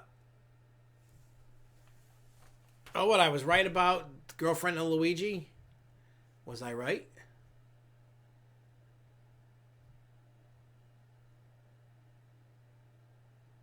Oh, look at that. I threw a dart at it. I was guessing. Man, I was right. For once, I'm right. I like when I'm right once in a while. I like that. So anyway, so they're worried about the sound, and they said, nah, it's not going to be that significant of the decibel levels. They said 1 to 2 decibel levels up. They're worried about the forest and making sure that the trees stay so that the ride's still blocked. Some people aren't so much worried about the noise from the ride. Some guy said that lives over near the Comet says, I just wish they would change the music instead of playing the same stuff over and over and over. He goes, I don't mind the sound of the people screaming and the ride going. Good thing somebody's paying attention because I'm sure as hell not. Oh, wait, is this thing going to fall? Yeah, it wants to fall. I got to do something better with this camera. It wants to. The double-sided tape's not really holding up well. This is the first camera I ever used for the Grow Show, even during the Ustream days. So this one, I found it in the bucket, and I'm like, oh, let me use it, because all the good cameras I'm using for Hornapalooza, so. And I think I got one more good camera hiding in a bin somewhere, but I just haven't had the time to go digging it up, and so, yeah, that's it. But anyway, so they're worried about some stuff, but it's coming. They finally did it. They admitted defeat, moved the ride. It should be hunky-dory. And the people that live near there should just shut the hell up and just deal with it, I guess. Right? Just deal with it or I'm going to beat your ass. All right, so next, Smuggler's Run, as of February 19th, will be added to the Flash Pass Plus. And then this also goes into the next thing. They're changing the tier system for the Fast Pass Plus system. Tier 1 will only include Millennium Falcon and Slinky Dog Dash. Tier 2 will now include Toy Story Midway Mania, Alien Swirling Saucers, Twilight Zone, Rock and Roller Coaster Star Tours, Voyage of the Little Mermaid, Fantasmic, Muppet Vision 3D, along with some other shows. I would also imagine the list will slightly change once Mickey and Minnie's Runaway Railroad opens later this year. So, for those that like to.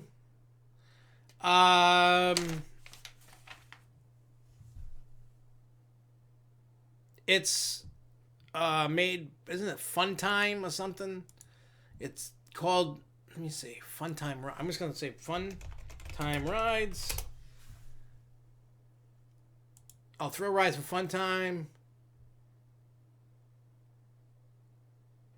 Yeah, it's called the Vomitron.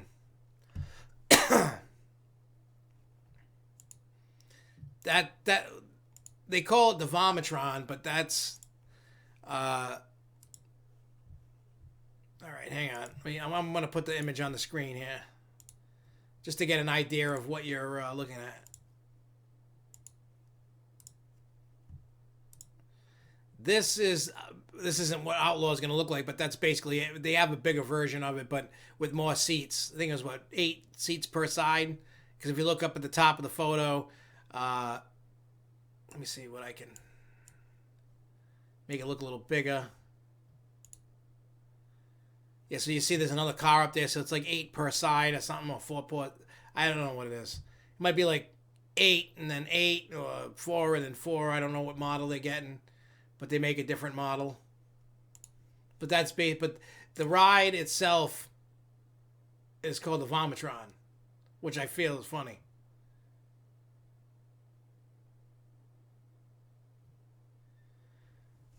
Rise should use a virtual queue system like Jimmy Fallon. I didn't even know they used the virtual queue system at Jimmy Fallon and Fast and Furious.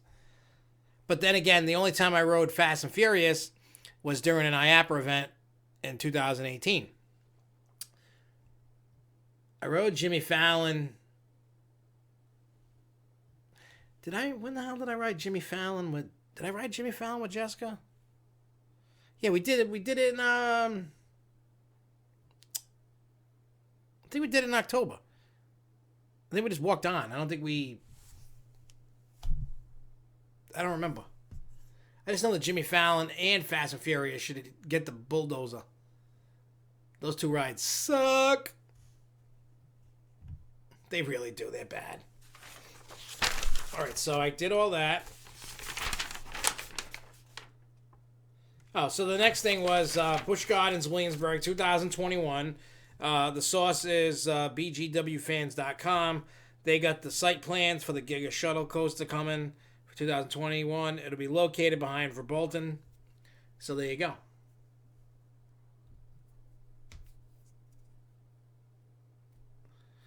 So yeah, you're not going to... they're not going to let the 2020 ride have its time. They're going to be like, okay, we know it's building, it's almost done, or it's done. Let's move on to 2021 and let's do it. I've talked to one of the guys that run. I had like a little tiny Twitter beef with them a little bit. And then we talked privately, so it just didn't keep spilling over onto Twitter. And I talked to the guy, and I'm just like...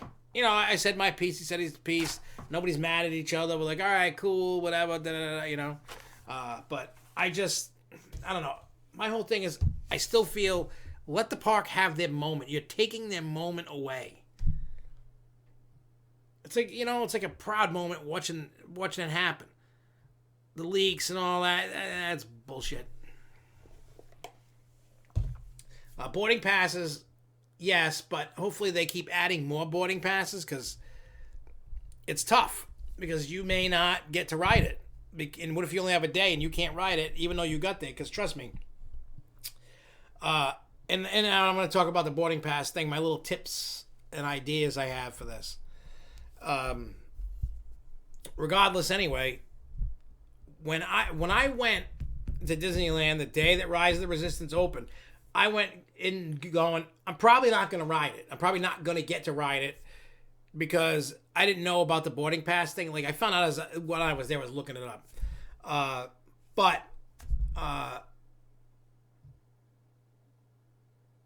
Yeah, Fast Pass will probably work for that. And I'm sure that Rise is going to get Fast Pass too at some point. I don't know. I think what they're going to do is they're going to let the hype die. It's so, like, everybody's like goo goo gaga over this ride because it's really awesome. It's a game changer. It's an awesome ride. If you haven't ridden it and you can ride it, you need to ride it. But there were people that got there at 4 a.m., 3 a.m., 1 a.m., and did not get on the ride. I showed up walking. I got to the front gates of Disneyland a little after 7. Then they were letting people in early. And we were all, like, hanging out in front of the castle until they let us, like, walk towards Galaxy's Edge. Right at 8 o'clock in the morning is when you can, you hit boarding group. Let me see. For those that don't know, I think... Hang on, give me a second here. I gotta pull up the app.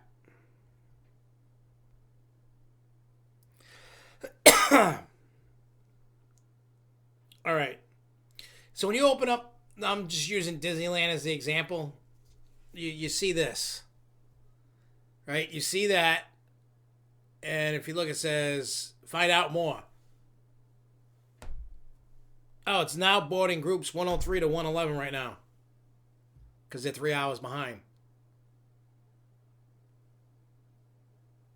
Let me see. Yeah, it's kind of funky. But at the bottom, you can't because they were all sold out for the day, but it says join boarding group. And then your status. So right at 8 o'clock in the morning, you're going to be, you're going to try to reset it, try to open the app, whatever. And that's what we did. And we were ready right at 8 because me and my brother, we were linked together. So I just went boom, and I got group 48. There were people that were there at 4 o'clock in the morning that I talked to in the smoking section that they got there at 4 o'clock in the morning, and they go, one of their friends got like group 120 something, somebody else got 130 something, and both of them were like, they got like a push notification that they wouldn't be able to ride. Like they say after group 82, you may or may not get on the ride. So I got lucky. I got 48. I was like in the middle, you know what I'm saying? So I was able to ride it. Some people were not, and people that weren't were pissed. They're like, what time did you get here? I'm like, I got by the gate a little after 7. And they were like, what? We have been here since 4 o'clock in the morning. I'm like, hey, it's all in how you push the button. A lot of things I've heard people say is don't sign into the Disney Wi-Fi because it's getting jammed up and clogged. Like, I watch videos of people, like, going around doing speed tests for the internet to see where the best speed is. Like, people are that crazy for it. And then the guy who was doing that screwed up, and he didn't get a boarding pass. I seen him in the YouTube video. I was dying. The dude was all pissed. You can hear all these people cheering that they got boarding passes and he didn't. Because the boarding passes sell out in, like, 2 minutes. Like, done. Like, if you're not there, boom, you're done. And you have to be in the park. At Disneyland, you have to be in the park. I think you got to do the same thing at Disney World. You got to be in the park to even do the Fast Pass. And you got to pay for the Fast Pass. It was like $15 or something. You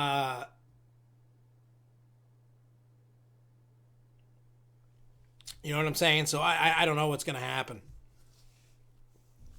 Well, I think what's going to happen if they do the traditional queuing and Fast Pass for Rise, I think you can have the Fast Pass skip you to get to that first part you get on the ride. That first ship that you're going into space. I think if it drops you off right there, that's fine. The rest of the queue, for some reason, the queue's not that great besides once you get to the ride. I'll be totally honest. Like, I mean, there's weapons and helmets and stuff like that.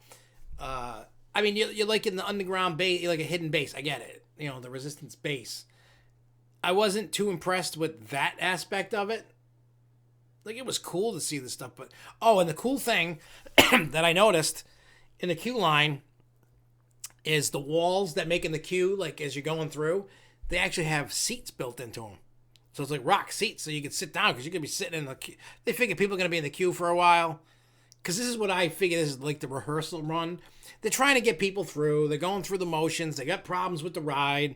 It's, with all the technology. And it's just, they just got to do this for a while. Let the hype die down. That's the only way you got to burn through the hype. Eventually people are going to be like, okay, what's next? Ratatouille is going to open. I mean, that's not as big as Rise of the Resistance, not even in the same league. People are going to gravitate towards that. People are still going to gravitate towards Rise of the Resistance.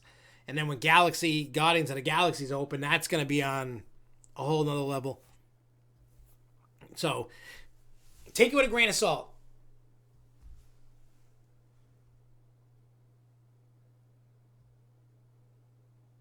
Yeah, Fast Pass work on Smuggler's Run is like a priority list, which makes sense in universe. I mean, the regular queue you can skip on Rise of the Resistance. You're not missing anything. There's nothing that's really telling of the story. It looks like, yes, you're in this underground like cave thing. It has, weapons and cages and helmets and outfits, and there's really not much to a story to, like, if I skip that, like, I've gone through the queue and all that. Like, if I didn't have to go through the queue and I could skip it and go right to the first part of the ride, I would feel that I didn't miss anything. If that makes any sense on Rise. I mean, it's still cool. There's like a waterfall thing, like in the beginning of the queue area. There's a lot of cool things about the ride. The ride itself, going from the first ship, going to the Star Destroyer, coming back down to the planet, back to, where you are, it's really cool. Like, I was like, wow, this is really nice. It's a game changer. If this does not win a Golden Ticket Award, I'm going to be pissed. For Best New Ride, Best New Attraction, that should win all day long. That thing should be winning awards like crazy. We'll see what happens. And probably a lot of people are going to go, nah, that ride's not good. No, it's not the best ride because it's not that good. It's not a roller coaster. It's not, But I just can't see that thing not winning an award. I mean, Smuggler's Run won an award. There's no way in hell that this ride's not going to win one. No way. There's no way in hell it's not. It has to win. Like, if it doesn't, the fix is in. You know what I mean? Like, this is an award-winning ride. It's the only thing like it. The technology in it's insane with the laser blast coming at you, the things blowing up around you, all the crazy stuff going on. This is an award-winning ride. End of story. There is no ifs, ands, or buts about it. It's award-winning, and people need to. And if you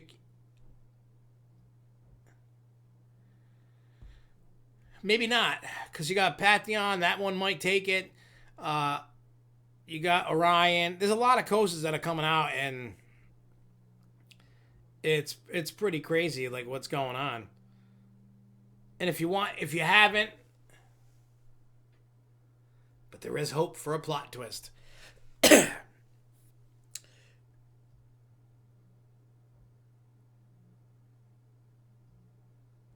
I'll have to watch that video later.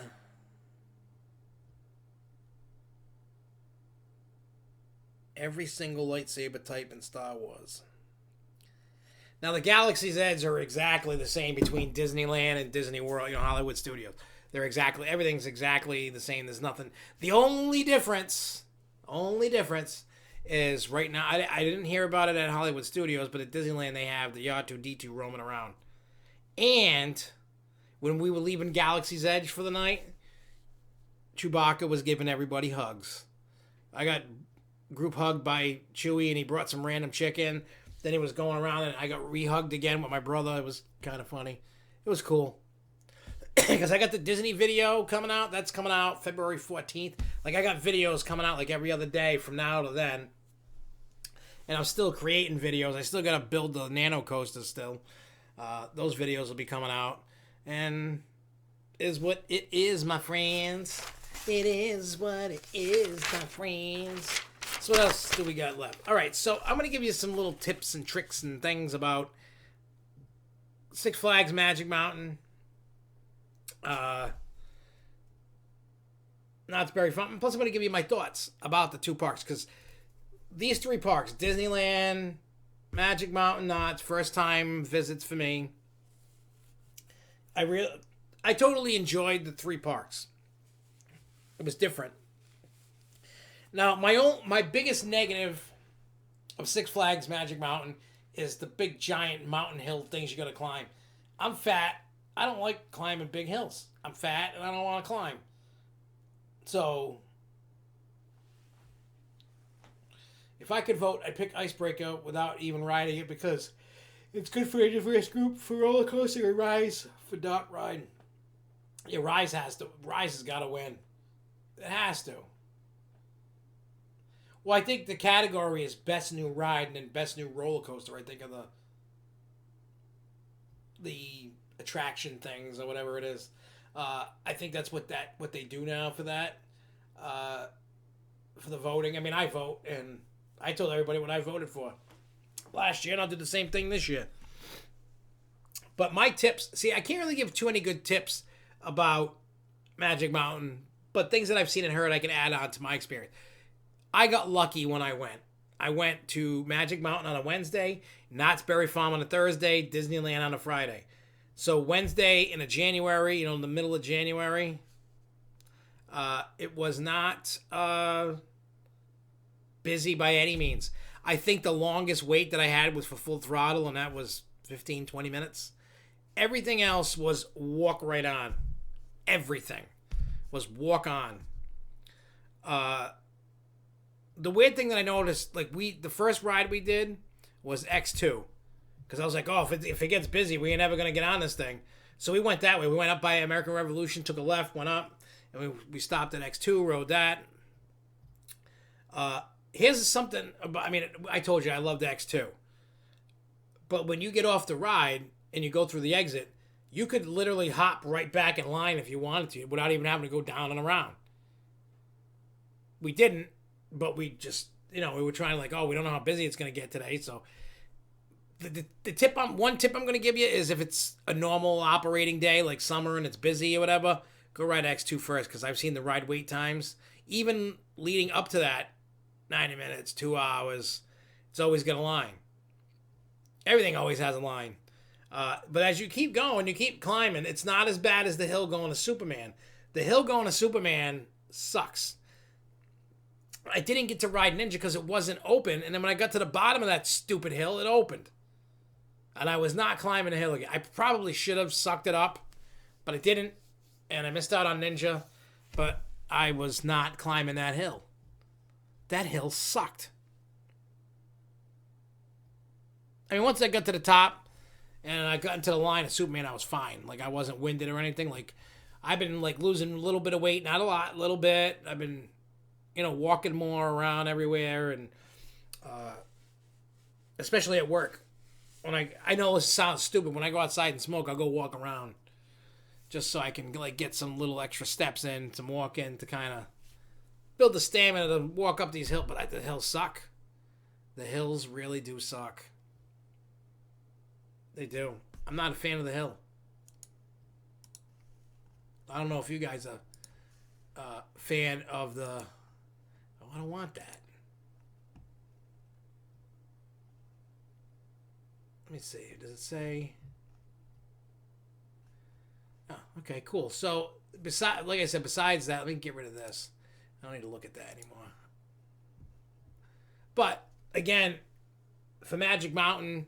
It's definitely a great park. Other than that, I didn't get to ride Twisted Colossus because it was closed. Plus, there was some film and production thing going on over there too. I don't know what it was. I didn't ask. I will say the gift shops in both Knott's and Magic Mountain suck. The selection of clothes, shirts, the T-shirts, in the main gift shop, the Emporium, sucked. I probably should have been picking up stuff as I went, but I didn't want to carry nothing because I didn't want to get a locker. So I ignored other places. I kind of wish I got an X2 shirt. They didn't have any in the main gift. Imagine that. No X2 shirts at all in the main gift shop. Not the Looney Tune one near the exit, but the main Emporium one. I did buy an orange sweatshirt, so I'm happy with that. I haven't worn it yet. I should probably wear that. See, I love my Hawapalooza coat, so I keep wearing that thing. I love my coat. Maybe I'll break out and wear the hoodie maybe tomorrow, I think, maybe. And in Knott's Berry Farm, they had a Ghost Rider t-shirt. And that was it. That's all I bought at those two parks was those two things. That's it. I was very upset. Very disappointed. Oh, plus the Nano coasters. But gift shop sucked. Again, Knott's was also empty too. But anyway, back to Magic Mountain. I love Tatsu. Loved West Coast Races. Loved X2. I loved Superman. I love Apocalypse. I loved Goliath. Full Throttle was awesome. I know I'm missing something. Oh, what's the other blue one? The blue and orange B&M coaster that's over there. Let me look real quick.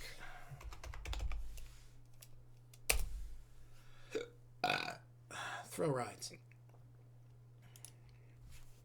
I want to make sure I didn't miss anything besides the Ninja. So I rode Apocalypse, the Batman, Crazanity, Full Throttle. Oh, we rode Gold Rush. That was all right. Goliath was awesome. Justice League was awesome. I didn't ride the Drop of Doom. Ninja didn't. Oh, Scream was the other one. Superman and Road Tatsu, New Revolution. Did not ride. Did I? No, because I didn't want to hurt my chicken nuggets. Viper, West Coast Races, X2. Okay, so there you go. So it was good. We ate at Johnny Rockets for food. The one thing that I noticed, and I didn't notice this at Six Flags, New England, and I'm sure you could, I just never did it. I didn't bring my drink cup, my member cup. But because of the dining plan, I could use a snack towards a soda. So I didn't have to buy a cup of soda. I didn't know that. I had to check into that. I didn't know. Yeah, I missed Riddler because I didn't want to hurt my chicken McNuggets. I'm done with stand-ups. I don't care about the credit. I am not riding anything that's hurting my, you know what. I don't care. Call me crazy. My chicken McNuggets mean more to me than riding that ride. Everybody I know that's ridden the Riddler there says it sucks and it hurts. So I'm going to take, that's the one time I'm going to listen to people and not ride it. I'm telling you, I'm not a credit whore. I'm not chasing the credits anymore. I'm going to ride what I want to ride. And if people just want to, I hate going with people. All they want to do is ride coasters. Nope, you didn't miss the announcement yet. But I'm saying I hate going with people that all they want to do is ride roller coasters and nothing else. They don't want to watch shows. They don't want to ride flat rides. They just coaster. I'm here to get all the credits. Screw you, buddy. I'm here to enjoy myself. If I want to watch a show, I'm going to watch a show. If I want to ride a flat ride, I'm going to ride a flat ride. If I want to ride a kiddie ride, I'm going to ride a kiddie ride. So on and so forth. Don't care. I hate people. There's a few people that do that, and I'm like, dude, I'm all set. Go eat bags of crap. I'm not doing it. Like, I'm tired of having my time ruined. And that's why I'm very picky about who I roll with at parks, because, I mean, a lot of, like, if it's New England, I don't care. I go there enough that if I can play ball with other people, I don't care. But, like, if it's a park I haven't been to, get out of, don't you dare tell me we're not riding no flat rides that I want to try that's unique. It's not happening. I will tell you where to go and how to get there. Like, I just want to go and enjoy. I don't want to fight with anybody. I don't want to argue with anybody. I just want to go and have fun. I want to hit every ride that I can. And if I don't hit everything, then I can go back another time and ride it. You know? This is what it is. But as for Knott's, I love Knott's too. I couldn't ride. Obviously, the Reef Voyage thing shut down and become some bear thing. You know, the dock ride at Knott's. The log flume ride was closed. All the boats, well, I could see them. I think it was the Q and Accelerator. They were working on the boats on the other side of the fence. I rode Accelerator. That was cool. I mean, it wasn't my favorite. Hang Time was cool. I loved Ghost Rider. I loved the Calico Mine Ride. That was awesome. Silver Bullet was great. I even like Jaguar, the little kiddie coaster that's like Catwoman Whip. The Q lines in the pyramid. That was cool. Yeah, Green Lantern. I don't ride Green Lantern anymore. I mean, people ride it. It gets busy, but I'm wondering when that thing's going to go, too. Maybe they retrofit it and put the different train on it. But what else did I ride at Knott's? Hang Time. Oh, I rode Montezuma's Revenge. I mean, that wasn't my favorite. It was cool, just kind of like a nostalgic thing. I enjoyed that. What else? What else? I know Knott's doesn't have it. We rode the Flyers. What else did we ride? I know we rode stuff. And then everybody... I didn't eat the chicken dinner there. Everybody's like, you gotta eat the chicken dinner. I'm like, it's chicken. How good is it gonna be? You know, I did eat at the barbecue place. The chicken was great there. The barbecue chicken was great. The ribs were dry and they sucked. So... Knott's Berry Farm, if you happen to watch this, change your make your ribs nice. I love ribs that fall off the bone. They got tons of barbecue sauce on it, and it's awesome.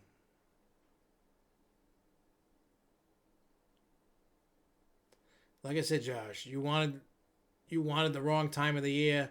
You went 4 months too late. Why did I go 4 months too late? What am I missing?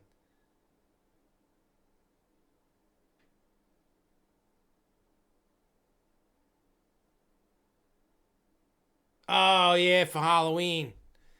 Yeah, you put the pumpkin, I noticed. Yeah, Halloween. Yeah, well, hey. I mean, it worked out because we had to do work while we were out there, so that's why I did that. You know, like I went to go. I'm like, I'm here, I'm going there. Plus, we went to the pot shops while we were there. Because we went to, we went to Hollywood. No, what the hell's the boysenberry? What the hell's that? I didn't try that. What is that?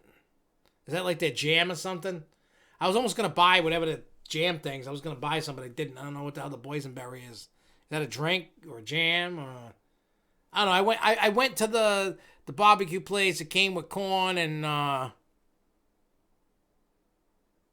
the toast.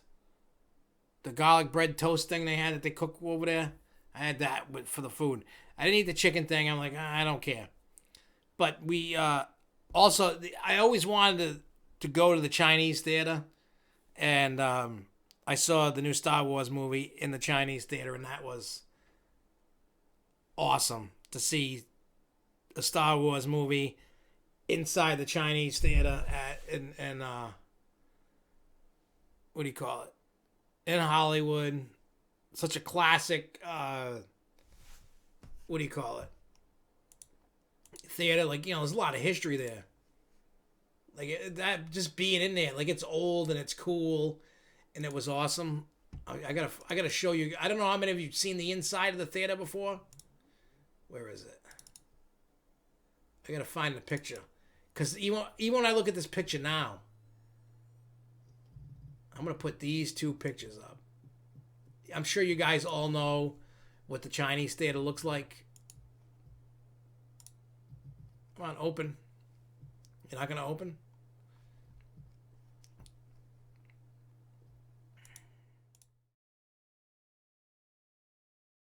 All right, so this is me sitting in my seat and looking at the ceiling. This is the ceiling inside the Chinese theater. This thing it's like a beautiful work of art. It's cool.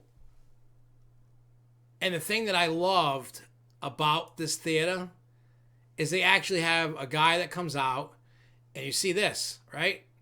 They're projecting on, that's a curtain. The curtain moves, and then there's a screen behind it. But there was a guy announcing about the movie and all this other stuff. And be ready for the rise of Skywalker. Like, it was that cool, like, being inside this, like, think about it. This theater is where they do all the premieres, too. Because we were wondering why the night that we were down, what was it, Monday night? No, Tuesday night, I think it was. No, Monday, I think it was, no, Tuesday. Whatever day it was. Whenever the Bad Boys premiere was. Was that Tuesday? I think it was Tuesday. Was when the Bad Boys for Life movie premiere was. They were, Will Smith, all them were in this particular, there's other theaters, but they were in this theater watching that Bad Boy, because it was the night of the premiere that you couldn't watch. There was no Star Wars showing because that's an IMAX theater right here, and yeah. So it was awesome. Yeah, it's 5 weeks till the Chinese theater reopens in Hollywood. But yeah, like that theater is amazing. Like it was just cool to be in there. The sound's incredible. It's a really nice, like, old school theater, especially have it, like, because back in the, I remember even as a kid going to like a regular theater and you would have somebody announcing the movie and da da da da da. It was one of those times in life that were awesome. But now on to the whole Disneyland thing. I prefer Walt Disney World and Magic Kingdom over Disneyland, but I will say there's different versions of the rides, like when they have similar rides. Like Splash Mountain, totally different. The car's different. There's a difference. Some of the scenes are different. There's like this. I was editing it yesterday, I think it was, or whenever it was. It's coming out. But if you've never been to Disneyland, but you've been to Disney World and you've been to Magic Kingdom and you've ridden Splash Mountain there, watch this video because the car is one single file in the car, and there's like this scene. It's like a sad scene with these animals singing, and it's sad, and I'm trying to follow along with the hell because I'm used to the one at Magic Kingdom in Florida, and I'm like totally different. Because Jessica asked me if the bear showed his butt a lot still, like in the Florida one. I'm like, no, only once. You only see the bear's butt once. She thought the bear's butt was cute. So there was no bear butt except one, a similar scene from Florida. I didn't get to ride Space Mountain, but Space Mountain is different. Space Mountain in Florida is single file. Space Mountain Disneyland's, side by side. Two, whatever, however big. It was just crazy. I'm trying to think of other similar rides. Well, I rode the Matterhorn bobsled. That's cool. That video's coming out. I rode Indiana Jones. That came out. It's kind of dark. You can't see everything, but it's cool anyway. What else? Roger Rabbit was cool. It's kind of like a mix of a teacup ride and a dark ride in one. Awesome. Did Mr. Toad's Raw Ride. Pinocchio was cool. Alice in Wonderland was cool. I will say that the Sleeping Beauty Castle is pitiful. It sucks. I don't care what anybody says. That thing is tiny compared to Florida. I get it. When they built that castle, they built that back when the park opened, and I get it. So, but, and then I purposely went looking for the Donald Trump star, by the theater. I was reading comments on the Chinese theater, and then I'm like, Big Thunder Railroad's a little different too. And that video's coming out. That's a little different. The trains are set up the same, but the layout's different. It's a little different. So, if you want to see it, you can see it. All the videos for all the rides that I did, those are coming out. You can watch those. I didn't want to oversaturate it and make videos come out every day. Like, every other day, maybe skip a weekend and just, Monday, Wednesday, or Monday, Thursday, Friday, whatever. I forgot what I did. But there's quite a bunch of videos that are coming out. You guys should have, if you guys watched any, you would have seen Magic Mountains, Knott's Berry Farms, Indiana Jones, Calico Mine Train. I think one of them's coming out tomorrow, and I don't know which one it is. But the Matterhorn bobsled was cool. What else we rode so much. Oh, we got to do the Haunted Mansion Holiday, which that's out, but that's on the Hauntapalooza channel. But I've shared it on Twitter, and I shared it on SFNEOnline Facebook. That was cool to see Nightmare Before Christmas overlay of it. Because I've seen we've all seen Haunted Mansion, but I know that Haunted Mansion's a little different, has a little less than the Florida one. Yeah, I did Madame Tussauds in Hollywood, which is next to the Chinese theater. And I just posted that on a Martin's Family thing, the channel. If I find a Madame Tussauds anywhere I go to it. I don't know why, but I'm a sucker for wax museums. But I haven't really posted anything really worthwhile on the Martin's Family channel in a while. So I posted it there to kind of, let the people see it. Because a lot of people, and I think that I have it. I think I have other Madame Tussauds on this channel, like in one of the museums and stuff. And you always try your best to make everybody happy. You can never make everybody happy, but you try to make as many people as you can happy about what things, videos that you play. And when I look at I'm going to look at it right now. Where the hell is it? If I have any, it should be under museums, fun houses, and more. Let me see. Do I have them at? Yeah. There's a Louis Tussauds, same company, I guess. Well, that one did good. That got 220. Well, for me, that's good.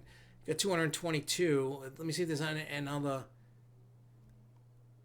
Usually these things don't do good, so let me see. What about my Southwick Zoo? See, nobody cares about Southwick Zoo. 25 views. 50 views for Ripley's. What about the ice castles? 21 views. Nobody cares. What about dog sledding? 61 views. You know, Ripley's Believe It or Not in Orlando. 250. All right, so that's cool. I don't have any other Madame Tussauds. Maybe I put them somewhere on the other thing. Maybe I just did it in the Martin's Family one and I didn't do it on this. Oh well.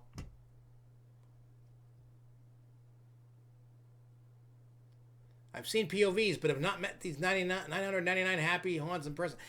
I mean, here's the thing. People are like, I don't want to watch Rise of the Resistance or any other POV. It's going to ruin it. I watched the Rise of the Resistance POVs multiple times, and it didn't ruin it. It actually intensified it because being in it is better than just watching it. I mean, people like, you know, especially in the winter, they like to catch up, watch POVs, kind of get over the wintertime blues, right? We kind of want to do that, and that's what we do. We watch POVs, we watch other videos, we watch other YouTubers, we watch everything.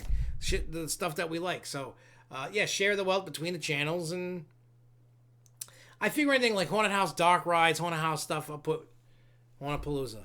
Things that are kind of like on the fence here, you know, like I'm still trying to feel the audience out because things are all over the place. Some things you think are going to do great, do bad. And some things you because you like it, you put it out, you think it's going to do bad, and it does awesome. It just depends. You know what I'm saying? It really depends how you promote it, how you do it. You can set playlists to be collabs, so you can put Martin's Family videos on playlists here. Oh, that's cool. I'll have to do that. So if people are missing out on some stuff and they want to actually see it, they can. I mean, I try not to peddle the Martin's Family too much. People, if they want to follow it, they follow it. You know, I put some quirky things on it and just do my thing, you know. It's kind of, that's like what I call my dumping grounds of stuff that people don't. It doesn't really fit on SFNEOnline or Hauntapalooza. Does it really fit? No? Okay. We'll put it on the Martin's Family channel. I've said that before, and that's what I like to do. You know? And that's just how I roll. It's like, at the end of the day, I'm going to make what I want, whether you guys like it or not. Sorry. I'm here to have fun and show my excitement, my enjoyment about things. And that's what I'm going to do. And what I say is, if you don't like it, I'm sorry. Skip it. Unsubscribe. I don't know what to tell you. I'm going to make what... See, I was talking to Charles the other day, and I said, you know, he likes to make videos now and then. He was showing me his YouTube channel. He's got a couple videos on it. And he wants to, you know, do other things that he likes to on his channel. And I said, do videos that you whatever your passion is, what you love. Do what you love. Not, you know, you got to try and block out the world. Because if you know, at times I was going crazy and beefs and fights and people, and, you know, I'm lashing out at people lashing out at me and all this other stuff and, you know, all the baloney that we go through. And at the end of the day, why? I make videos that I would want to watch. I would watch any video I make is what I watch my videos. It's weird. It's like I watched this interview with Dr. Dre once. After he records a song and listens to it when he feels like what do you call it?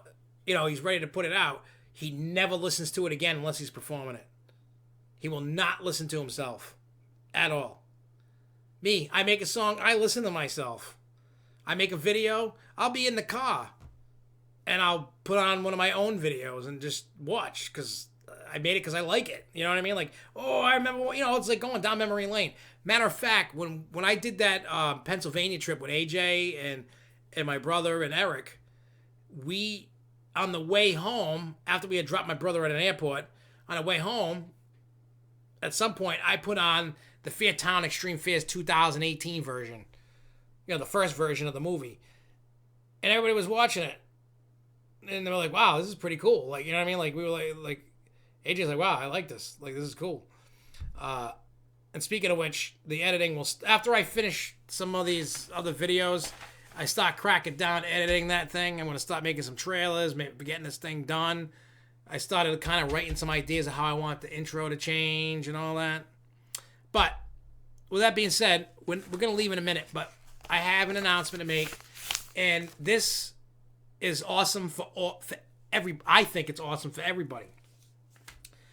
I don't know how many of you are familiar with the old website Amusement Wire. I don't know if you're familiar with them at all. I had conversations. He doesn't do it anymore. He's not a fan site of amusement parks. He just likes going to parks now. He got sick of Enthusiast and stuff. But in any case, he is, this is the announcement. I don't know if you guys are ready. A couple of you know about it. Some of you don't. Right now, as we speak, he is currently developing, working, and building an app for SFNEOnline. We're going to have our own app. He's working on it now. He says summer 2020 it'll be done. It'll be both for Android and iPhone, so everybody can... It's going to be free. I don't think we're going to charge for it. I think it's free.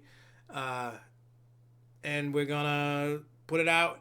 But we'll talk more about it. We don't need any answers today from anybody. But I'm just letting you know that this is happening. It's going to be kind of like the website. It's going to link you to the website. It's going to have anything that I post on the website. It's going to post like the articles, blogs, whatever. It's going to pop up on the app. Videos and whatever. However we build this app. He builds apps. I have no idea how to do it. So he's linking the website and all that stuff. So what we're doing is we're going to... And he said that right now, I would be the only fan site with an app, I guess. I don't know. I don't follow anybody else to have an app. So it's going to be all like, instead of me it's going to link to everything that we do. And we're just going to try some different things if you want to get right to the forums instead of going to the website. Everything that's basically on the website links up to the app. So at first it's going to, so my question to you guys, thinking about an app that for all the stuff that we do between Instagram, Facebook, Twitter, YouTube, the website, the forums, all that stuff, is there anything is there stuff that you want? I don't know if you like calendar of events. We'll probably do meetup stuff. Like we're going to do meetups. I know for sure. DSNY Newscast does, but that is more. I watch them, the DSNY Newscast. I like that guy. Coaster Radio Podcast been wanting to do. Well, the reality's I gave him the logos to build it. He has access to the website to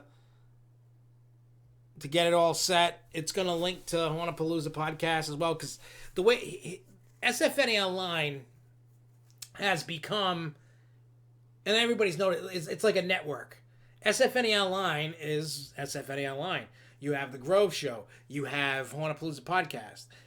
They were all a product of SFNEOnline. So if there's things that are on the website, if you've looked at it or whatever it is, or however you follow us, whether it's YouTube, Twitter, Facebook, whatever it is there things that you would like to see in the app? You don't have to answer it now, because we're going to be... As we're progressing, we're going to be talking, but keep that in your mind of the things you'd like to see. I don't know if there's games. Maybe we could try to get done. I don't know the extent. I mean, I don't think he can make a game. I don't know. Maybe he can. I don't know. Maybe we can get an SFNEOnline game made from somebody. I don't know. I don't know what the possibilities. I don't know what we can and can't do. I don't know at the moment. I really don't. He's working on the app, and it will be done in the summer. And then it'll be on the app stores for the two, for Android and iOS.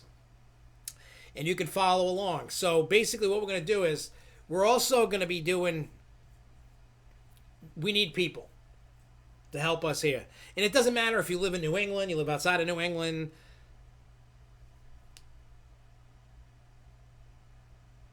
App as a rapper to tie. Yeah, I got to talk to him about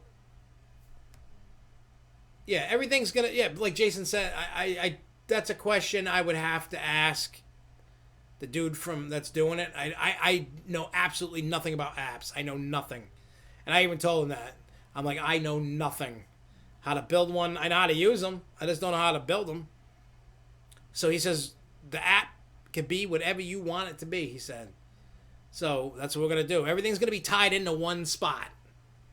Everything. You want to see something from Twitter, it'll be there. You want to see something from Facebook, it'll be there. YouTube, so on and so forth. You want to go right directly to the forums instead of the website, like go to the website and there. Everything, we're still going to be doing everything, but I know for a fact when you, from what he said, anything that I post, like the news posts and stuff, anything that I post is going to go directly to the app. Everything's going to go directly from. It's like amazing technology, but yeah, that's what we're working on. And we myself and him, we keep talking, trying to. We're getting to the basics, and then as time goes on, we'll be asking like, hey, so keep that in your mind. Things that you would like to see in this app. I'm trying. I can't promise anything because I don't know how apps work. When you build it, I don't know a thing about them. This dude does. He's built apps for him and other companies and stuff. So he knows what he's doing.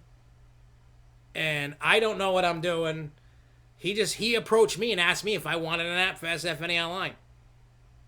I was like, hell yeah, dude. I didn't even know he made apps. He approached me and I was like, hell yeah, dude. I'm like, that would be awesome.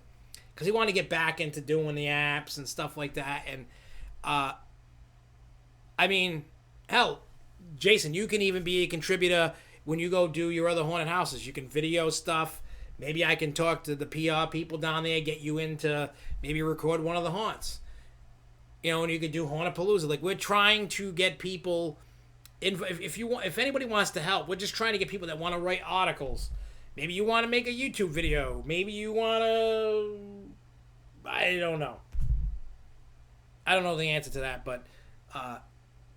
That's how it's working right now, but I can't, like I said before, I can't do it all, and if there's a way somebody can do something and help some way, shape, or form, if somebody can take something or help in something, trust me, it'll do a lot. I mean, think about it. I put myself in the predicament. You guys didn't do it, I did it. I took over SFNEOnline, happily, gladly, no regrets. I love doing it, because it's fun. I like to keep busy. I like doing things. Then we started Hauntapalooza, and I'm like, oh, no, because I love haunted houses. So I did it to myself. There's nobody to blame but me. People think I'm nuts. I do the Grove Show. I'm trying my best to keep posting on the forums and trying to come up with articles. And I know John Cafaro. I know Cody has helped. Other people have helped with writing articles. Some people, Marcus has done food reviews, or if I've been with people, doing food reviews, or been in the videos and all that, and I just come home, I edit everything, I do everything, and it's great. I have no complaints, but it'd just be nice if I had other help to do it, and that's what we're working on. So I reached out to a bunch of people, and in the office, even if I haven't reached out to you, it doesn't mean I don't want you. The door's open to anybody. I mean, everything is going to flow through me. Like, you can write the article. I'm going to go over it, make sure it's not crap, because, I've gotten crap for some articles with bad grammar and spelling, and I've been trying my best to make sure I don't do that. So I just want to make sure anybody who writes an article or gives me video footage, I'm watching that footage to make sure you're not doing anything to hurt the reputation of SFN. That's all. But I mean, if Jason's like, you know what, I'll be gladly help you do some haunted houses in Florida. I will gladly, if I'm just using an example, I'll help you. Or maybe Charles goes to a haunted house up in his neck of the woods and go, hey, I'll do a review or whatever. Is that cool? Yes. Just let me know what you want to do, and then we'll try to, if I'm not going with you, and you're going and you're doing it, I'll reach out to the attraction and say, hey, da-da-da-da-da-da-da, whatever, You will not get footage of paranoia. I tried that. You know what I'm saying? Like I've tried. When I went, they were like, no footage. They even have, I don't know if anybody follows Paranoia like on Instagram and stuff.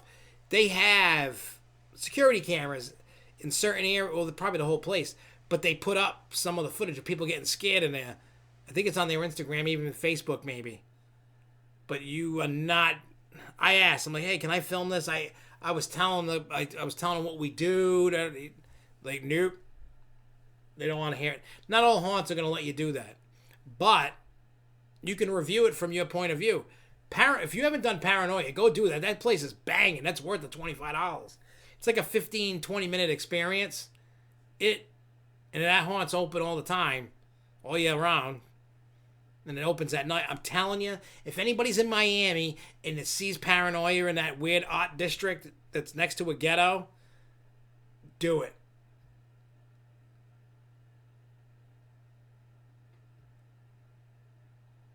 You know what I mean? Like, that place is worth it. Yeah, I'm having it, like, I'm going to have to test it out, Lindsay, with you. What I'm going to do is I'm going to give you a login. I'm going to try to create you a login into where you can make an article. I want to see if you can sign into it and write an article and do it. But we just have to make sure that when we do this, before we publish it, we save it, and we make sure that the grammar and everything. I'm not saying that you're bad with grammar. I just want to make sure before we do that. Like, I'm like the boss man. I'm overseeing it all. I just want to make sure, because I just want to make sure that nobody's like, and the reason why is because that one time I wrote this one article, I caught all kinds of hell because there was something going on with my computer. That was before I got this computer. Something was going on, and I typed it. It was all perfect, and the computer like messed up and made words scrambled. There was something going on, and it took me hours to fix it. As a matter of fact, I think Charles is one of the people out of many that were like, "Hey, dude, you better check the article. It's all messed up." So I just want to make sure before anybody hits the. You know what I'm saying? Like, I just want to make sure before anybody hits publish that it's not messed up like that. I'm not saying that you are, Lindsay, or anybody. You know what I mean? I'm not saying that anybody sucks at it. Some people suck at spelling and grammar. I am not perfect. I always got to run the spell check. I just want to make sure that it's not, you know what I mean? And then once everybody's doing the thing and I see everybody's awesome progression, I do this at work with my employees, and sometimes they hate it. It's almost like having a somebody looking over their shoulder, you know?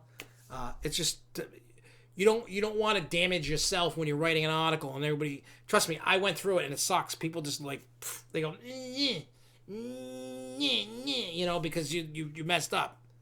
So as we build upon and we grow this team of people that want to help and contribute, it's okay that if people want to do it, we just have to make sure that the articles aren't written by a 2-year-old, and it's spelled right, grammar as best as possible, and then sky's the limit. I just want to make sure that people aren't.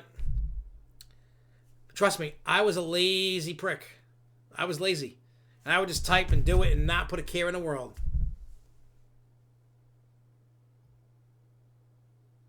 Yeah, we gotta. If everybody contribute, imagine if like I had like 6-7 people contributing articles, right? Say it's contributing, and we would have an article. I mean, you could have articles come out every day. You don't have to oversaturate it with like 5-10 articles a day. But if it's something that is meaningful and it gives tips, or it's, I mean, if this trip reports, leave the trip reports in either a YouTube video or the forums kind of thing. But articles like top 10 things to do at Six Flags New England, or top 10 things to do at Disney World. Even though we mainly stay New England, but there are, when there's new attractions coming, of course we're going to talk about new attractions, even on SFNEOnline, because people are interested in, like Pantheon and Icebreaker and all this other stuff going on. Why aren't we going to talk about it? We all love the same thing, Yeah, I want SFNEOnline to be community-based. Anybody and everybody is allowed to participate. Jason, Charles, Lindsay, anybody is allowed to contribute as long as. And I guess I gotta write the outline of the criteria, I guess, and then everybody's just gonna follow the criteria. That's all. But it can't be just me. I don't want this to be a one-man show. It sucks that way. Because it's all from my point of view. Some people do not like the way I do the Grove Show. Some people don't like the way I do videos, but like other people. Some people prefer Larry. When Larry was doing them solo, or we were together, some people prefer Larry. It's just a personal preference. You know, some people like when other people on this channel do YouTube videos. For, you know, some people don't like my food reviews. Some people like other people. Some people just don't like me. Some people love me. I don't know. But if we have different points of view, it makes this feel like a community. That's what I want. I want it to feel like a community. I don't want it to be SFNEOnline, but it's the Josh Show or the Dr. Giggle Show. I don't want that. That's why Hornapalooza, always having guests. And we got plenty of guests lined up. I mean, it's a lot of the local haunts, like Fairtown owner, Fairtown actors, Factory Terror actors, Ravenwood owners, who else did I say? 13th World owner, actors. We're going to work with some makeup artists and do makeup tutorials and stuff like that. Effects makeup and stuff with that. And all that stuff's going to pop up on the app. Everything's popping up on the app. It's going to be great. Anyway, I'm going to get out of here. Wow, 2.5 hour show. This is a long show. I haven't been in this long in a while. But we'll be back next Wednesday. What we're going to do is next week, I know we're definitely going to talk about Trans World because I'm going there in March. For those that don't know, that's the Haunted House Expo like IAPA for haunted houses. Not as big, you know, like size-wise, but you guys have seen the videos. They started putting the vendors out so we can go over the vendor list. I already got the plane tickets.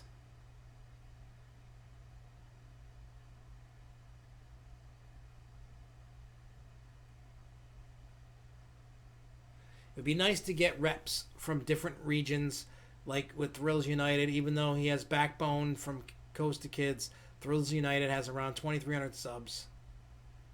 It's not impossible to catch up. No, I mean, it's what happens is you keep growing, people start wanting to work with you. And we just got to pin. And plus, that's another thing. I need anybody who sees if you like the video. I mean, I wish everybody would share every video. But if you see, the only way we grow is by every single person that watch it. Like if you see it on Facebook, Twitter, or you just. The way we grow is by people sharing, commenting, liking, whatever. I don't know how the whole YouTube algorithm works, but if everybody does that, we'll grow. We're at 863 subs right now, so I know the first 1,000 is always the hardest. So if everybody just keeps sharing and doing whatever, help promoting the hell out of it, it'll be awesome. And hopefully the app helps too. But I will see you guys next Wednesday. I think tomorrow night I'm going to suck it up. Well, not suck it up, but I think tomorrow night will be a Planet Coaster night. And we'll do that. But have a good night, everybody. I will see you guys next week or on Planet Coaster. And until then, everybody keep on coasting, y'all. Peace!